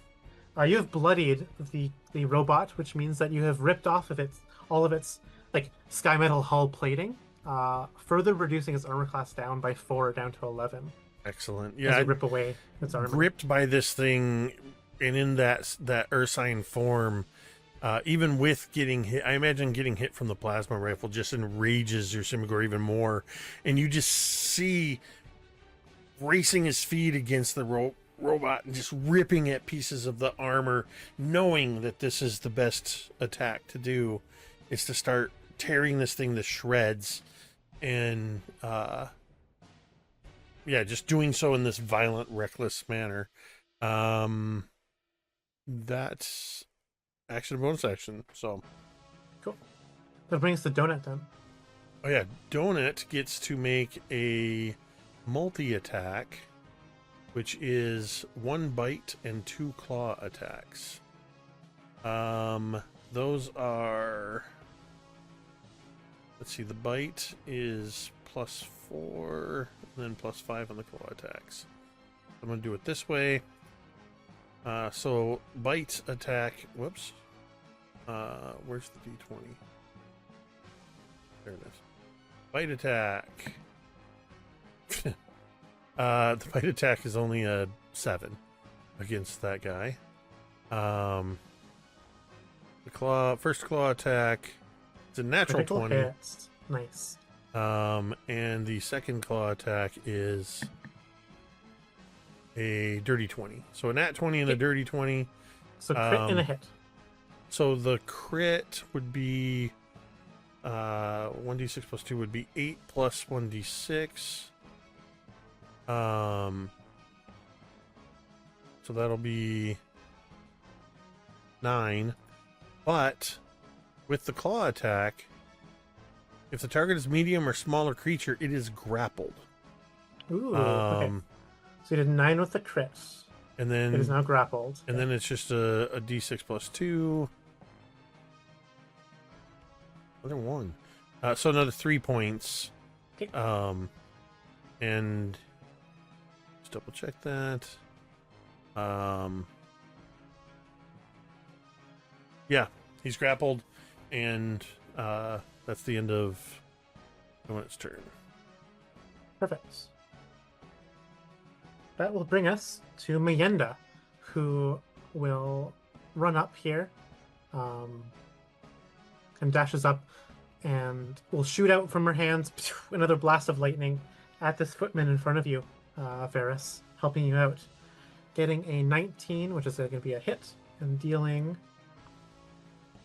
7 lightning damage with a shoot of lightning here. Is now the robot's turn, which will take a bonus action to disengage. We'll use its movement to kind of whir backwards. Oh, so it let me go. Yeah, it'll drop you. Yeah. Big mistake. You can move all the way back. Yeah, it moves all the way back here, and then it'll shoot out a grenade from its one arm, and then 2 more laser beam attacks against you. The grenade is launched directly at you and explodes in a 20-foot radius. So let's see if that hits anyone else. That's 10. Is the grenade 20, an attack, or is that a dex save? It's going to be a dex save against you. So the Shadow Spawn will also have to make the dex save. 19. Okay, so that's going to be a pass. Okay, so the grenade is going to deal 2, 3, 4, 5, 6. So 8 points of force damage because you dodged out of the way. Shadow Spawn got 19. So it will also only take 8 force damage as well as it dodges out of the I way. can't reduce that either. The Calver catches the footman and kills the footman in the concussive blast. And then the 2 laser beams come at you. There's going to be 2 attack rolls against you, both at advantage because of your reckless nature. 1, 2. Going to be 19 to hit, and then a 13, so 1 hit against you. Mm-hmm. So it's going to be 2, 3, 4. It's going to be 15 radiant damage from the laser beam. Okay. And then that's all of its attacks here. Veris, is your turn.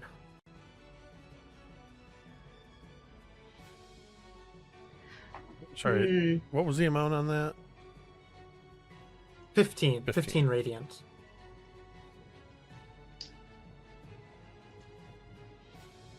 Oh. Yrsimagor is I'm bloodied. limited.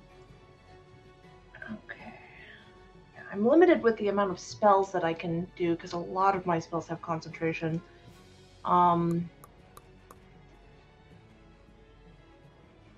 I think that he sees that Yrsimagor is not doing super hot. So I think Veris is going to take an action to disengage.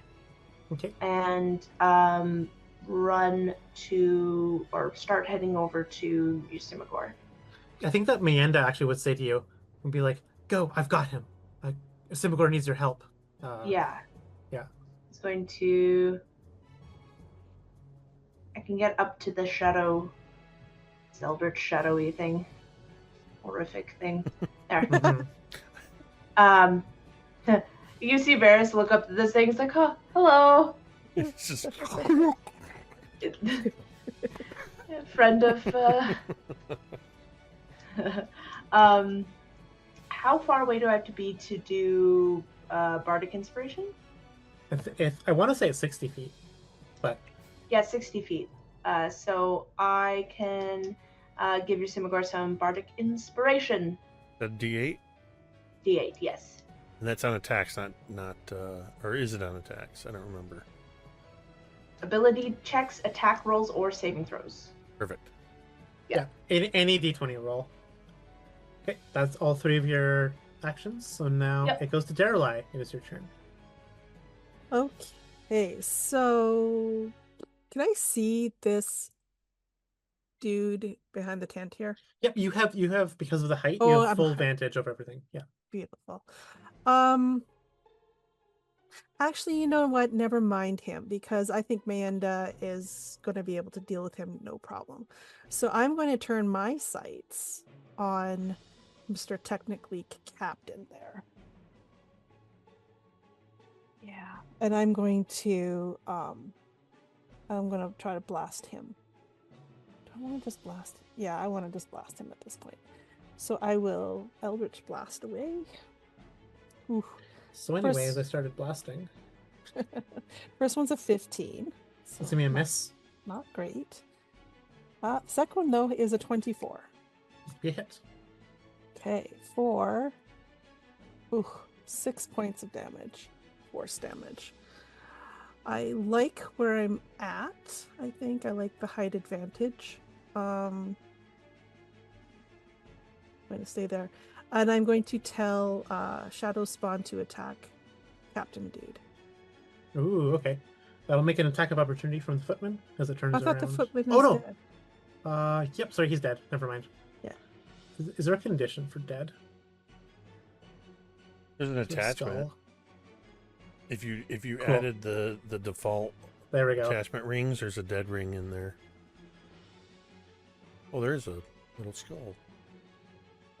So I want to measure something real quick. Oops, it's not a measure.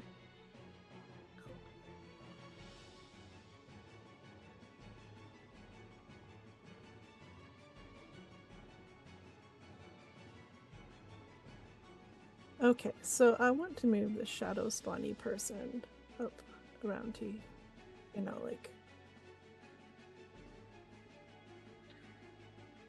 over here. Kind of back him in the corner. So he's Mhm. by Gearsman. I think puts Veris just out of range, which is perfect because when the creature gets there, it is going to scream. Ooh. So it's a dreadful scream. Each creature within 30 feet of it will have to succeed on a wisdom saving throw, which is going to be DC 15. Okay. And I guess that would count So- the Gearsman if he's such a thing, if he's not immune to it. Sorry, I lost it. Or be frightened. Gearsman. Okay, Gearsman succeeds. Captain. Oh. Captain gets. This is wisdom, you say? Yes. Okay, so it's a fail for Captain. Good. Someone inside fails, and then this guy gets advantage. Is it frightened? Okay, just straight up immune. Yeah. Okay, cool. Yep. Yeah, so now they're frightened from the spirit for 1 minute. They can repeat the saving throw at the end of each of their turns. Okay, perfect. That is an action. They only get 1 action, so the creature's done for now. Okay, and that'll bring us to the bottom of the order of Georg Yorson, who will, I think, probably sees the man with the rifle as the biggest threat. He's going to make a movement up to about here, kind of hopping over this like table area, and will shoot the captain with a crossbow bolt. Kapoo. That's going to be a miss. Okay, and then that takes us to the fire. The fire now will spread. So top fire. Okay, the top fire moves up here, and then this one spreads here. Good and thing then we Yor check- got through that table. When he Yeah, no did. kidding. 1, 2, 3, 4. 4 available tents. Ooh, 2 more soldiers come out. Awesome. So 1, 2. That's going to be second and third tent. So one, they're both on this side. Okay. Oh, it automatically updates the number. That's cool. Okay. Thank you, Albert. Yeah, if you use the numbering in the regular nameplate, it'll do that. Yeah, it automatically does it. That's so cool. Thank you. Okay. So then those ones have summoned their thingy. Okay, that brings us to the top of initiative, which is the captain. So the captain is feared. I believe it. So the fear condition, frightened. Yeah, frightened. Every game is different. Let me look it up. I know. Frightened. Does it have to move away in each of its turns? Frightened. So he has a disadvantage on ability checks and attack rolls while the source of fear is within can't his move line of closer. sight. Okay. Yeah. Can't move closer. I think seeing this horror, he will move away from it, provoking attack of opportunity from the shadow spawn. Beautiful. He'll move. Okay, he'll move. He can move 30 feet. So he's gonna move. Yeah, about right here. Okay, so attack of opportunity.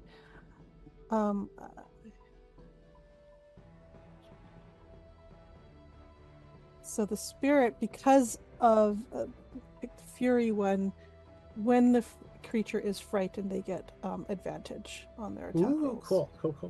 Yeah. So roll with advantage. Roll.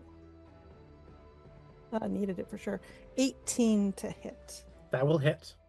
Beautiful. Does it does 1d12 plus 3 cold damage, which is almost max. 6 points of cold damage. Okay. Awesome. All right, and then the captain will level his rifle up at you, Daeralei, and give 2 pulsing plasma shots. One is going to be a 10 to hit, and the other is going to be a 21 to hit.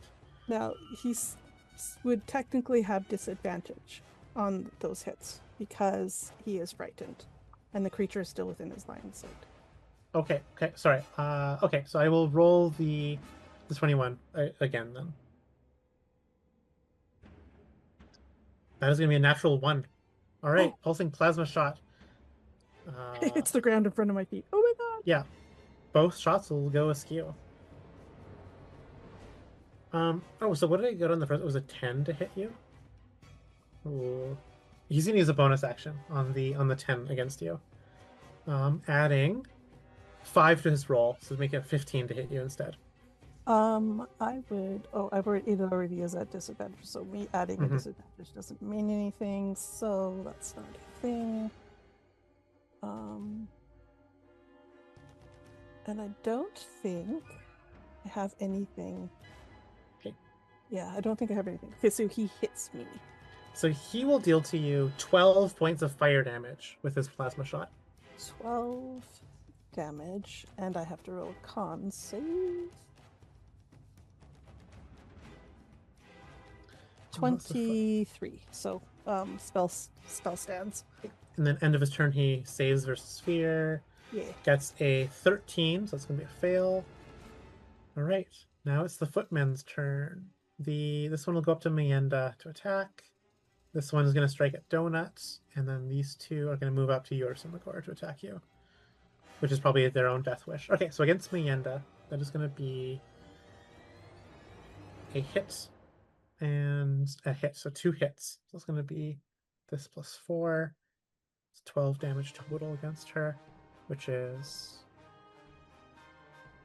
that much. Okay, and then against Donut, will be 2 misses against Donut. And then Yrsimagor, they all have advantage against you because you're reckless, if I recall correctly. So it's going to be 4 attacks against you with advantage.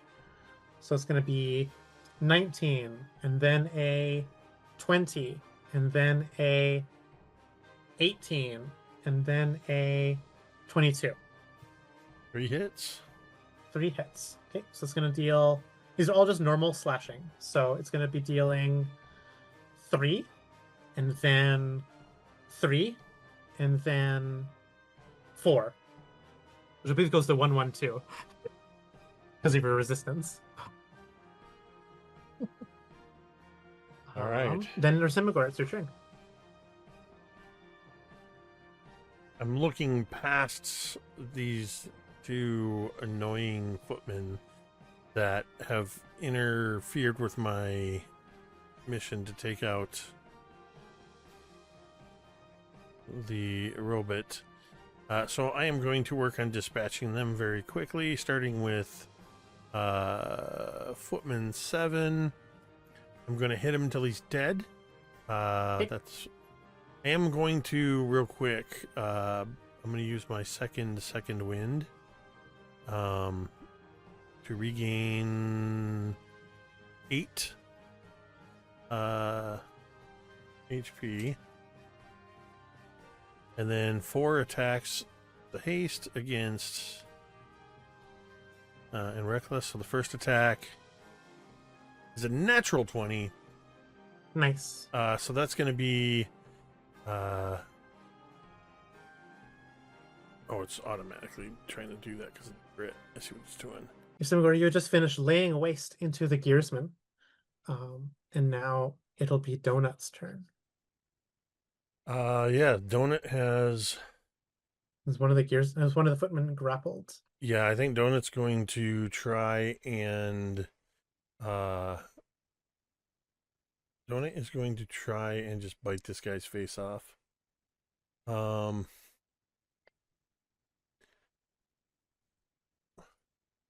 that would be... Let me go in here. Dice roll.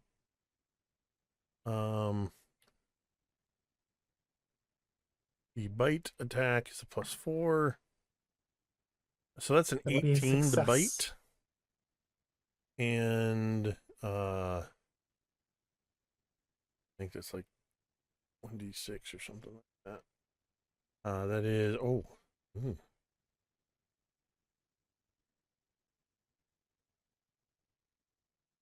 That's is this guy wearing? This guy's wearing like metal armor, isn't he? Certainly is. Has Donut taken any damage yet? I don't think so. I think Donut's unscathed so far. Okay, so Donut, when making a bite attack, if they wear armor of any type, regains 1d6 + 1 hit points. Because they heal whenever he eats metal. Yeah, because I forgot Whenever about she that. eats metal. But it's 1d8 + 2, so that's going to be a d8. Max damage, 10. All right, that is enough to kill this footman. So Donut is going to immediately Donut is going to immediately leap down, which is what, 10 feet? Yeah. And start charging into the fray and can get about that far. Awesome. It is Mayenda's turn then. She will shocking grasp the footman. Advantage because with Skymetal armor. Still, it's going to be a fail. Okay. And now the robot's turn. We'll try to blast you 3 times with the laser. Bzoo, bzoo, bzoo, seeing that it did the most damage against you the previous go around. You had recklessly attacked, so it's advantage against you. Okay, so it's going to be a... It's okay, so the reckless attack is going to counter the disadvantage of ranged in melee. Okay, so these are normal attacks against you. Okay, that's going to be a 21 to hit, and then a 19, and then a 20. All 3 are hits. Okay, so it's going to deal 15 radiant, and then 24 radiant, and then 16 radiant. 15, 24, 16. Cut in half for you. That's 7, 12, Radiant's and not 8. reduced. It's not? Oh, No. okay. What's this total damage? Okay. Like Total 45? 31 55? plus 55 damage total. 56? 55. Okay, I need to make a quick check. I have a reaction. Reaction is... Whoops, it's not a reaction. It's a... Come on. Oh. Wait, sorry, what was that to hit? It They were was like 19, 19, 21, 20. Yeah, 19, 20, and 21. 1 second. I think I might have not been using something. Is it cutting words for minus D8? Yeah. Okay. Yeah, I mean, so it was what, 55? Is it? It doesn't matter if you Okay. reduce that. If even one of those hits is taken away, they're still over 30 damage. I only had 29 HP. Oh, okay. But Yeah, the two smaller damage rolls add up to 31. I think you so- see it was 3 hits, right? Yes. I think you see at close range this thing level its laser at Yrsimagor, and this Right whole into your chest. this whole battle we've been seeing. Oh man, I thought it froze again. This whole battle we've been seeing as these blasts. Yrsimagor's absorbing melee attacks and blasts and dodging and taking partial damage from grenade hits. And almost like in the Matrix where it's kind of muffled. I imagine just the whole scene gets muffled, and Veris, you can see Yrsimagor in close combat with this thing. And then you just sort of see the flashes and hear the... But we see the 3 lasers penetrate and come out Yrsimagor's back. And Yrsimagor drops. But he only drops to 1 knee. Both bear claws down on the ground. Bleeding profusely. Singed. Using relentless endurance. And standing back up. With 1 hit point. Incredible.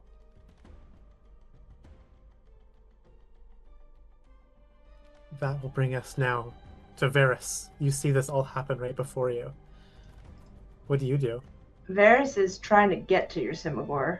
So he can only get to about here.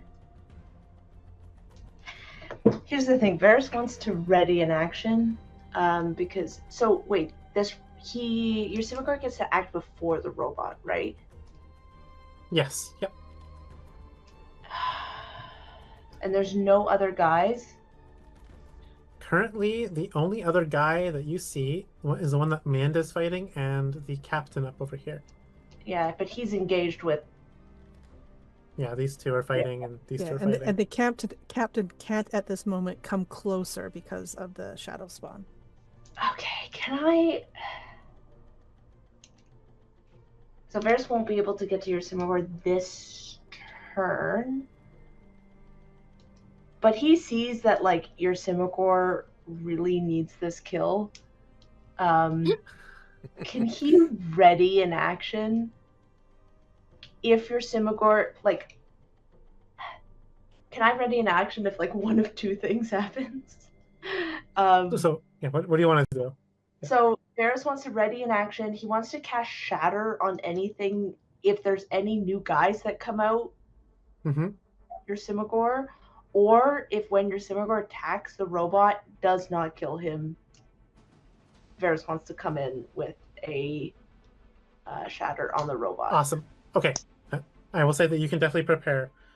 Just see Veris Shatter. standing there Mhm. with both hands held up, aiming at potentials and aiming at the robot, just ready to shatter. Yeah. He's also gonna give Yrsimagor a bardic inspiration. I still have the inspiration I Oh. haven't used yet. Okay. I haven't needed Then- it, but I may. Okay. Cool. Then Veris is going to give. You give it Veris to can- Daeralei. I can. Mm-hmm. Nice. Daeralei, yeah, I'm gonna give bardic inspiration to Daeralei. Is that a D6 or D8. D8? And Yeah. I Any can use it D20 roll. Any And- D20. any D20. Okay, perfect. So, Speaking of now, Daeralei, it is now your turn. okay, beautiful. I am going to level 2 Eldritch Blasts upon Mr. Captain Boy there. Okay. Okay, let's see what we get on the first roll. Oh, okay, that is a 25. That's one to hit. And the second one is a 26. So I just That's need two you know, hits.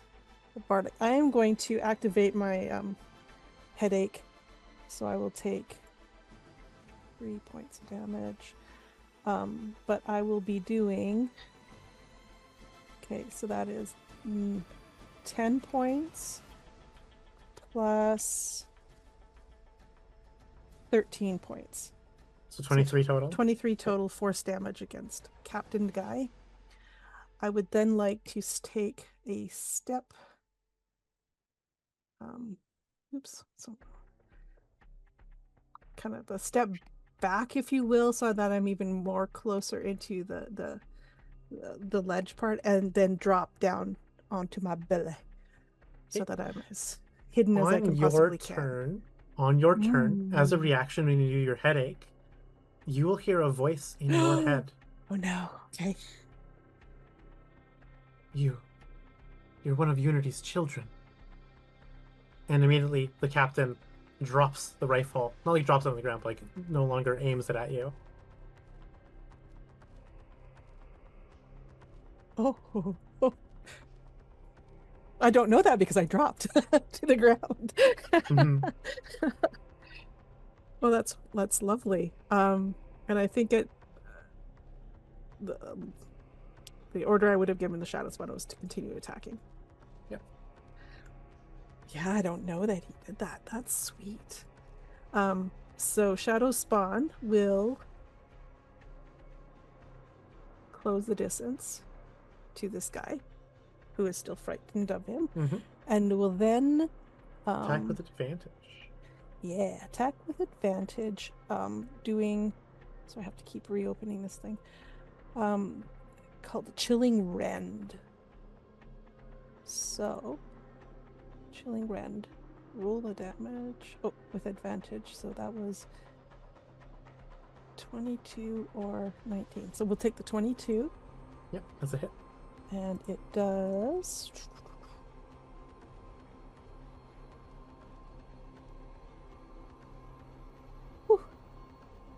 13 points of cold damage.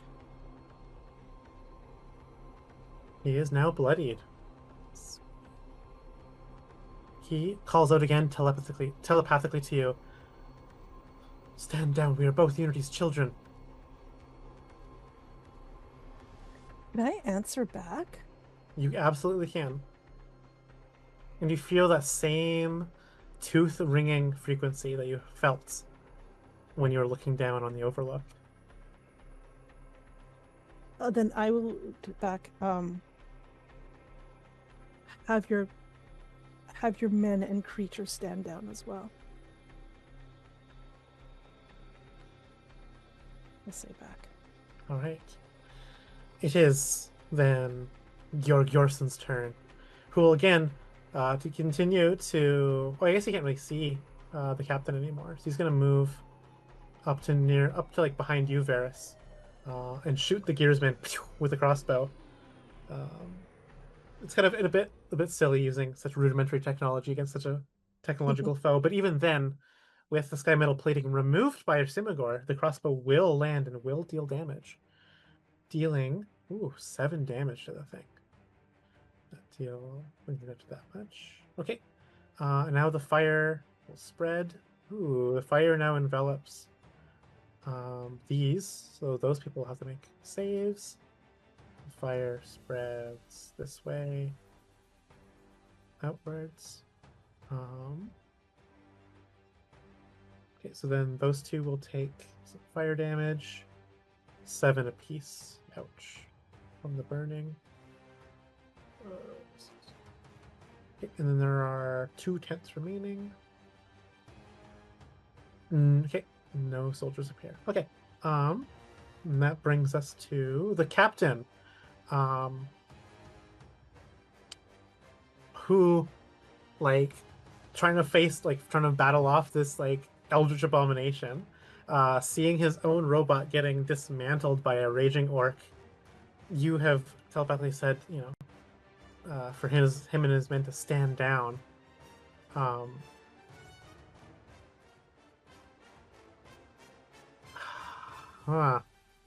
What does he do here? I think he's gonna actually turn around and shoot Yrsimagor here. I think. Can he with the abomination in front of him? Because it'll be at disadvantage. Regardless, because of the fear or not. Which would make it a straight attack. Yes, yeah.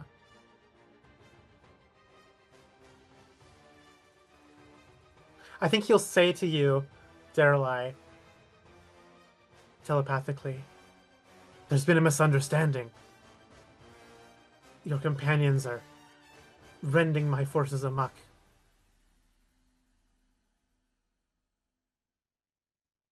I will stand down if you do. And he will ready his action to shoot Yrsimagor if he attacks the robot. And it's now... so the guy said to me, yes, I will stand down if you do. And the only thing I will say back is, you first. Have your people stand down first. Okay. The footman will attack Mienda. Oh, so they... because he can't hear it, right? Footman attacks Mienda. That's going to be a hit against her. That's going to deal 4 damage to her. 12. And then he'll use his movement to try to get out of the fire. But so now he's no longer on fire. And that will bring us then to Yrsimagor's turn. Yrsimagor, do you attack the robot? 4 times recklessly. Yeah. All right, cool. As a why reaction, would he the not? captain, as a reaction to you making the attack, so you get to roll your first attack, and then he'll roll his attack against you. Ooh, 19 to hit. His roll. I'm going to use my cutting words.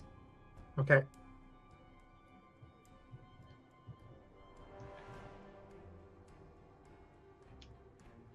Okay, I can roll a d8 and subtract the number. Mm-hmm.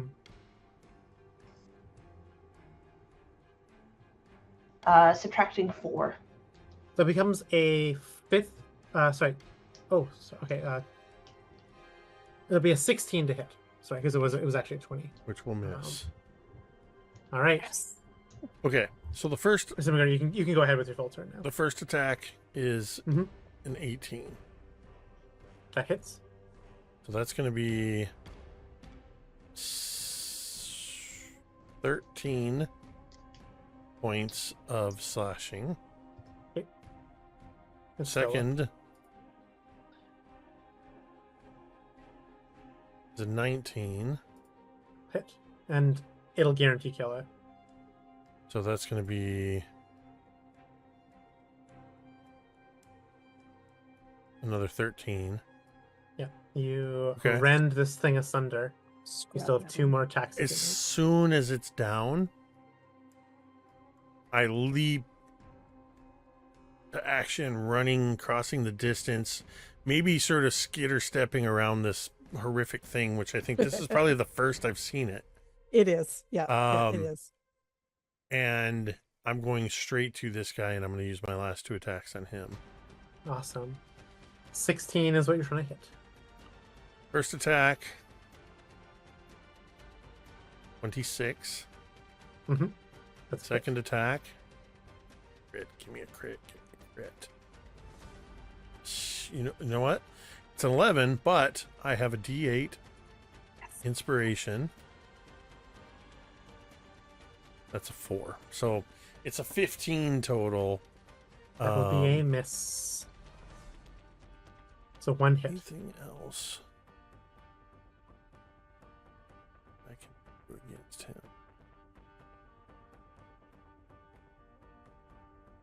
Okay. I'll just take the 1 hit, which is 12 points of slashing damage. Okay. Yeah, that's all I got. All right. Mayenda will dispatch this footman with her shocking grasp. What about Dealing Donut? the. Donut gets to act as well. Yeah, where's Donut? Wait, down by the fire. Where's Donut? So Donut.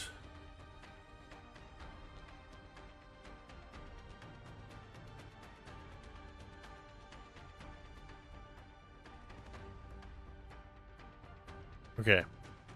Hear me out. Donut's gonna dash. Donut's gonna burrow. Ooh. I believe, let me just double check this. I believe Donut's burrow speed is also 30. No, it's 20. Okay, so the way I want the way I want to play this is Donut will run the 30 feet, and then what is it? Okay, so with a run and then burrowing 20 feet, it's just going to allow Donut to, and I'm imagining more it's burrowing to get underneath all this stuff than emerging and running and bursting through the backside of the tent here. Awesome. So Donut is currently just inside the tent. That's as far as she can get. There is no footman inside the tent. This tent is empty. But I just kind of see, I just imagine from Donut's perspective, we see that far flap, and you see that abomination and the captain with the rifle and Yrsimagor. That brings us to Veris. Veris is like, get back here, Yrsimagor. This whole combat has been trying to get Yrsimagor. Playing tag, but tag is cure wounds. Just on a good day, I'm almost double your speed, and now hasted, I'm more than like, 3 times your speed. Veris is like, I am never putting that spell on this guy again. Yeah, Veris is like huffing and puffing. It almost. We need to modify this play in the playbook. I think Veris needs to be on Yrsimagor's back. Yes. The entire time, yes. So, Veris, as you move up to here, you'll see inside the tent. You will see a few things inside the tent. You'll see an arcanist doing some kind of ritual as she is humming arcane words, and she is powering what appears to be 6 of these like pylons, hexagonal pylons that are staked into the ground in this chieftain's yurt. In the center, held in this stasis field, you can see because it's like the air is really warbly and has a bluish hue, is this strange looking creature. It has a long, kind of chitinous body. Its head is adorned with this bulb of numerous filaments. Its hands end in pincers, and it has weak, feeble wings that are clutched at its side. Is kind of coiled up in agony, trapped inside the stasis field. Would you say that this scribe is in the process of casting a spell? Yes. Could Currently I is concentrating on a spell right now. Could I cast counter spell? I would allow it. There's probably a reason in the rule why you couldn't, but I'm gonna allow you to. I don't see a reason why it shouldn't work. Yeah, because normally it's a reaction when you see a spell being cast, but here it's just like I a see a ritual being done. So Cast. you know what? Yes, like I'm gonna let you cast it. Sorry, I'm being such a shit. Okay. It's fine. I like it. It makes sense here, absolutely. So I'm gonna let you cast Trying it. to use counterspell like a magical EMP just to disrupt. Yeah, exactly. Yes.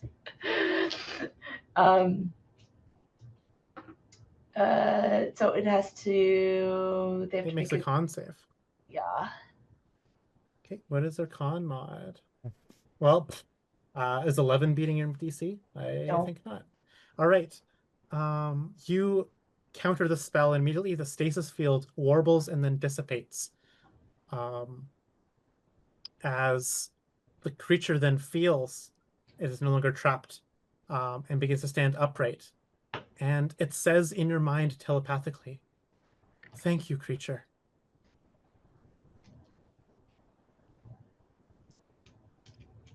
Yeah. I think that's all Veris can do. So technically, counterspell's a reaction upon seeing a spell. So that was just your reaction for the round. Yeah. So you still have an action left because you moved up, used a reaction. Yeah. He'll bonk the scribe. Okay. And by bonk I mean shoot with a pistol. Perfect. Okay. What? Give me an 16 attack roll. to hit. That hits. Through 3 points of damage. Incredible. A small bonk. Been trying to Alright. figure out why the music went all weird and I couldn't control the volume. Since we got back on stream, the music has been playing from my watch. Oh, I was wondering because we haven't been hearing it at all. No, and I realized it's like reading here that it's on like 50 volume, which is way too loud. But I couldn't hear it, and I'm like, I look down, and yeah, it's coming out of my watch. Pretty epic too. Okay. It is now the mage's turn. And she's gonna wheel around and say, "You little shit." And you'll have to make a dexterity saving throw as she conjures forth fire from her fingertips to cast burning hands upon you. Yikes. Oh, I get advantage. Oh no. Only on Intin Wiz. Just kidding. 12. Okay, that will be a fail. So you're gonna take a full 10 fire damage Yucky. from a burning hands. And seeing that the creature is now free, she's gonna run for her life because she knows full well what this creature is able to do, what the spirit of the land is able to do. I'm gonna be that guy. Mm-hmm.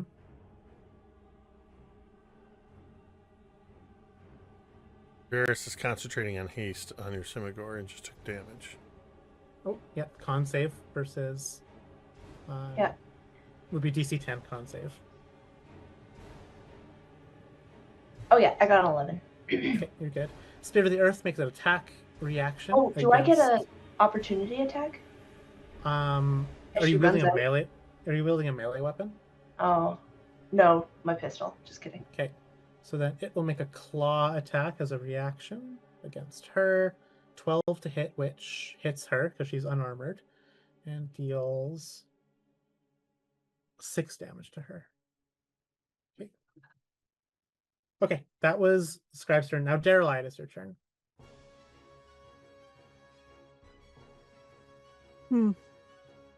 I see this woman trying to head for the hills, right? To escape. Yes. Yeah. She is and, currently- and I see the captain surrounded by Yrsimagor and my She fellow would squad. actually even say as she's running out, "The Mygo is loose! The Mygo is loose!" I don't know what that means. I'm gonna Eldritch Blast her because she's not getting in the way. And this guy didn't tell his people to stand down, so yeah. Ooh.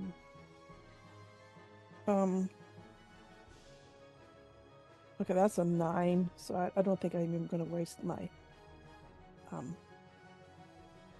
she's a scribe. What is she wearing? Is she wearing She's unarmored.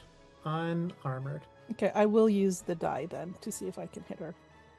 It's a D8, you say? Using a domain relic? No, my bardic die. Oh, okay. So +5, so that is a 14 to hit. That hits her. Perfect. Okay. So first blast does 8 points of force damage. Youch. Okay. She's still standing? Okay, Yes. second blast will be at her then as well, which is an 18 Another hit. for max damage, 14 points. And as she says, the Mygo is loose. Boo, boo, she gets blasted and slain by your Eldritch Blast. And she collapses. And I say out loud, attack. Finish him, basically, to Finish my him. spawn. Finish him. So it is going to attack with advantage. So that is a 21. That's a hit. And for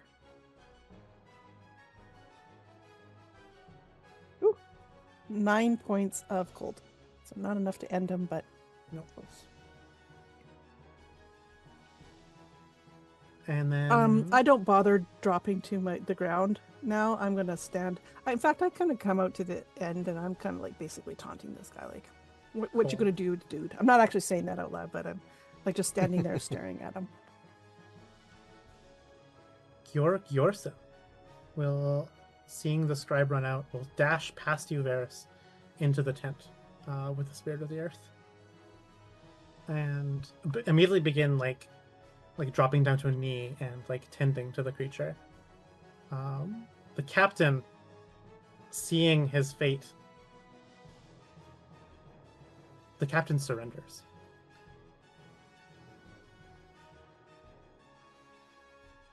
However, the Spirit of the Earth flies. Sorry, it can't fly. Sorry, it will. Actually, what can it even do?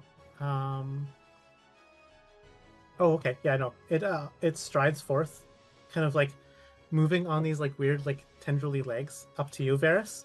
Look out from the canvas of the yurt that it's in, and immediately it's like little brain tendrils will kind of like and it casts Disintegrate psionically upon the captain. Okay, that's worse than what I was gonna do, but Why did it Wow. page not found?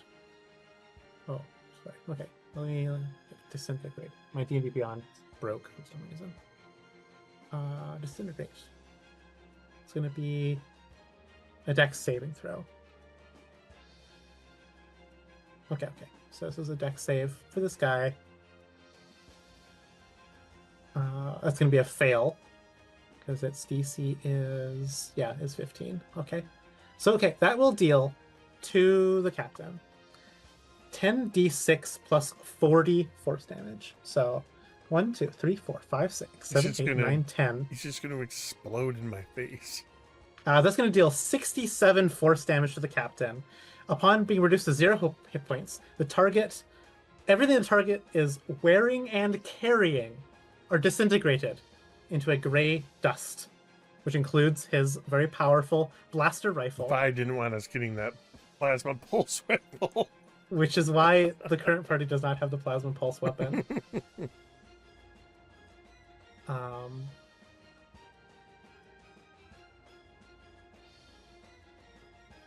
And that, I think, is where we're going to end the session. You would definitely see, as the fight winds down, and when unhasted, Yrsimagor looking around the battlefield and looking for Veris, seeing Veris give a thumbs up, and then immediately go, and fall over backwards, incapacitated, coming out of the haste as that wave of lethargy just wipes them out.